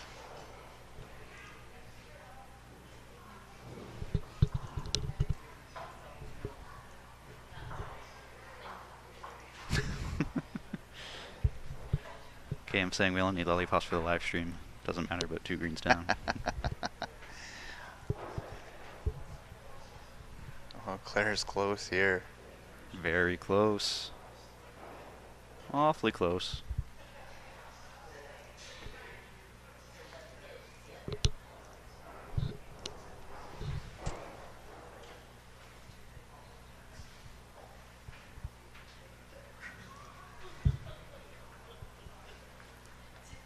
I think that's tight and light.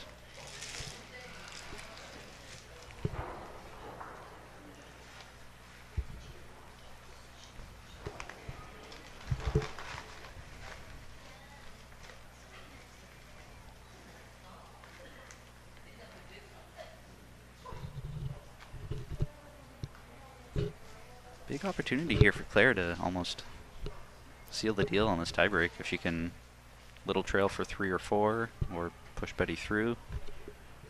Lots of options.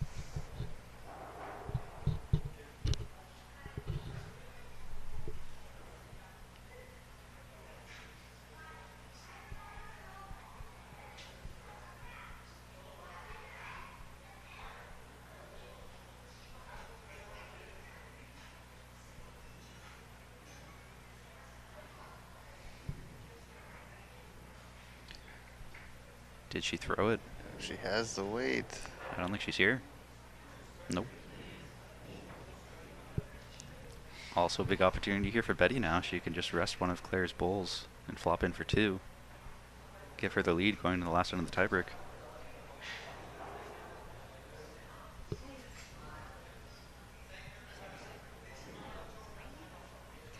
Betty swinging her arm saying drop, drop, drop. Not quite in time. So I think that's just 1 for Betty. Assuming that she is in fact holding 1. And they're going to have an umpire measure. Alright. Clearly it's not 1 for sure. I thought it was. Oh, that's interesting. One of the bowls that Claire just kicked away I thought was her closest. Clearly not. Wow.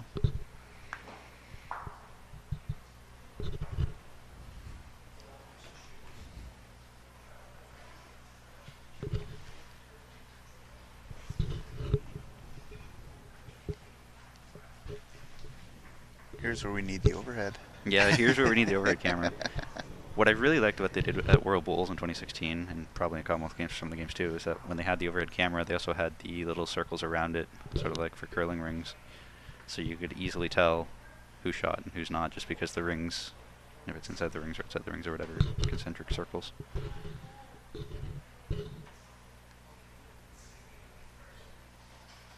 Took me a few months to get used to watching it, but once I got used to it, it was great.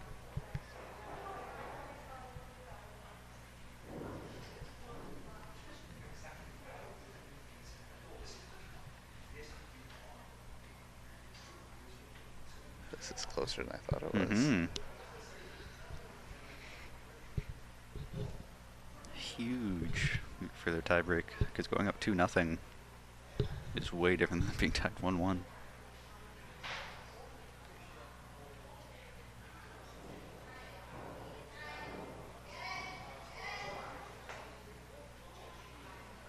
One green. One green. So Claire is up 2-0. Wow. Did not see that coming. We both were wrong on that one.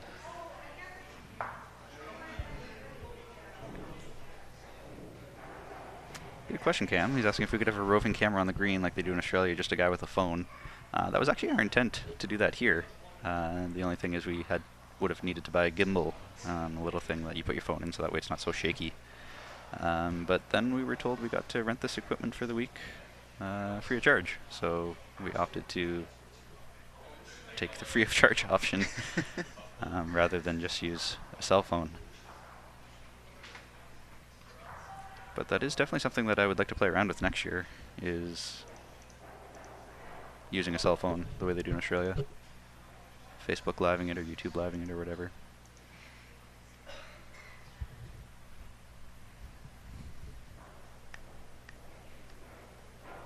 Great opening bowl from Claire. That's wow. Pressure? What pressure? Well, there's no games on Rink 4 or Rink 6, so it's just them on this deck right now, so no distractions going this way. That's a pretty good response from Betty. Oh, wow. Yowza. Pressure? What pressure? Yeah.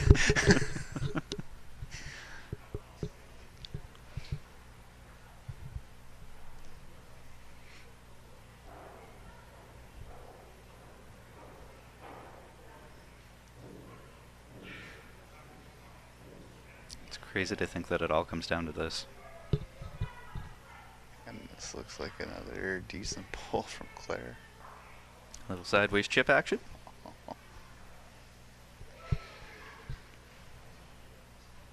And the scoring area just keeps getting smaller and smaller. Yeah.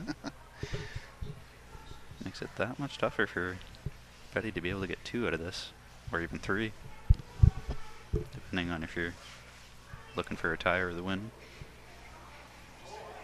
Betty's getting some position here, going around the back. Not a bad idea, really. Nope. That's a great spot to be.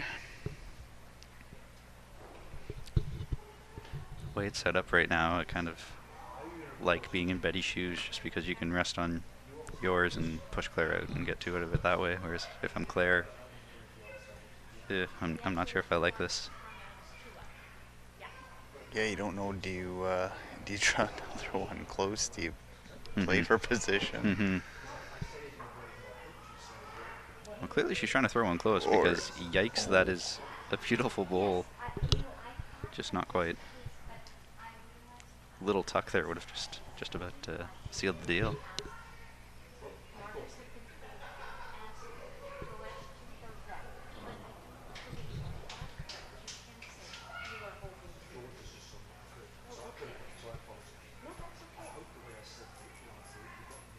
So Betty switched hands, and yow for a tight head. 1 bowl left for each player. With your last bowl, Claire Day, what do you do? Depending if I'm up 1, down 2, but I mean, she just played a great bowl, and she plays that same bowl here. There's a good chance she's resting off the inside. I was going to say either hand coming off the inside of either of Betty's bowls. And I like the way she just played that last one, so if she plays that same bowl, gets that jack to spring a little bit in behind there, and yeah, just a little bit of jack movement is in Claire's favor.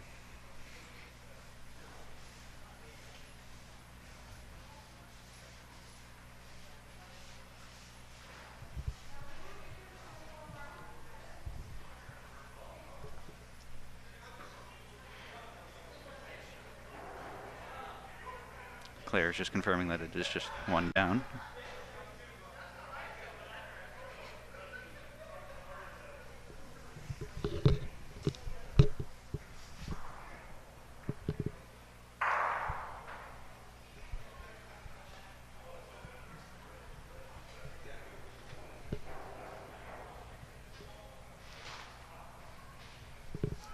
Just got a little bit out too wide.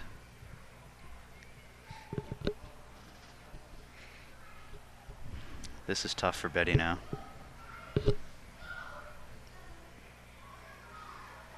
Almost the exact same as her last, and just flop that short bowl over 1 to count 2.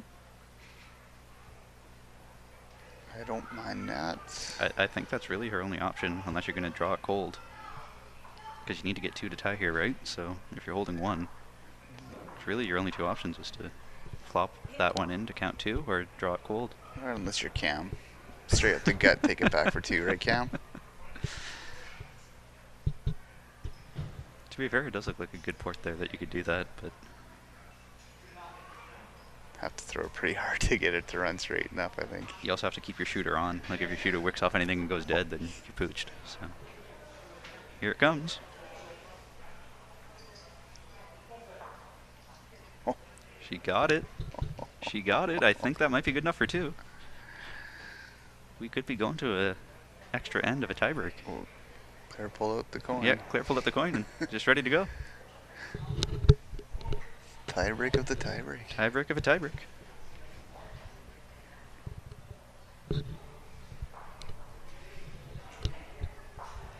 And we'll still be home for supper.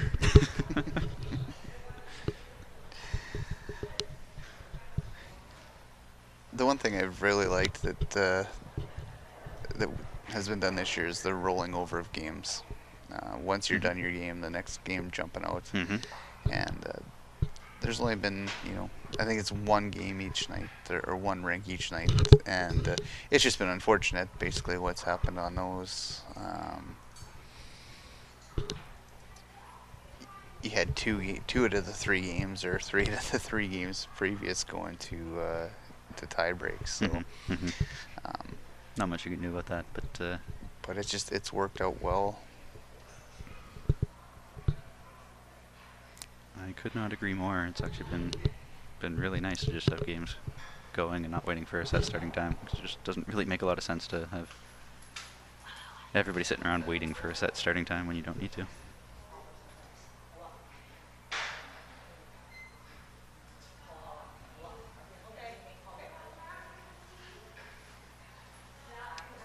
So for the tiebreak, when Claire was throwing the jack, she was throwing it short, and as expected, now that Betty has the jack, stretched it out again. We'll see if jack length is what makes the difference here for this last end. Great opening bowl.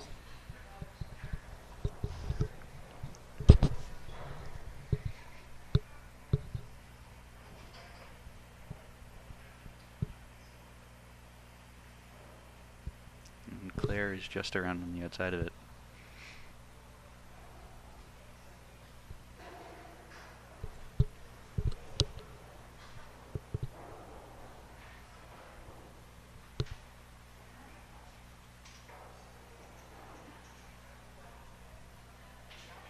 This looks a little narrow, but the weight's pretty good.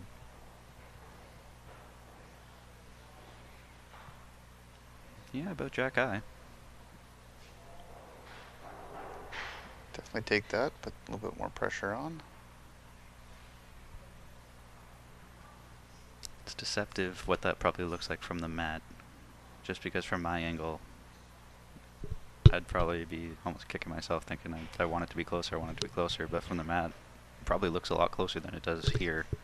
So, you're right, it probably did put some pressure on Claire, and not surprisingly, Claire just comes up clutch again. Pressure?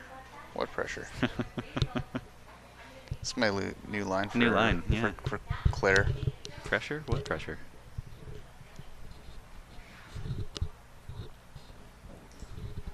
This is a tough situation for Betty because Claire has the spot and is right on it.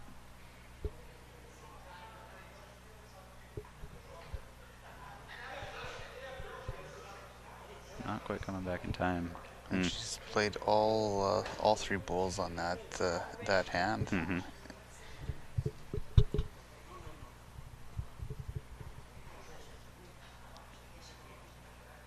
So I don't want to even touch that if I'm Claire. I'm staying as far away from that as I can. And yeah, I think I'd probably come around back to where the jack could spring. think I'd be aiming for the ditch on rink 6.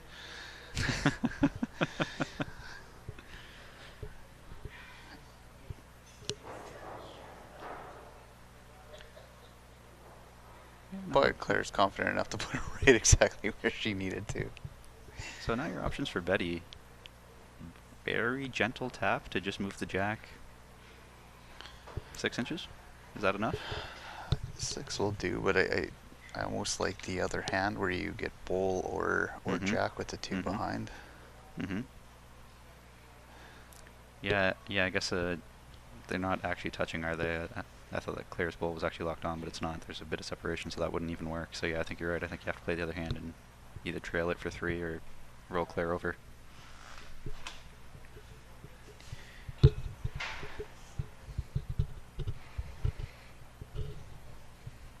Terry O'Neill, what are your thoughts on this?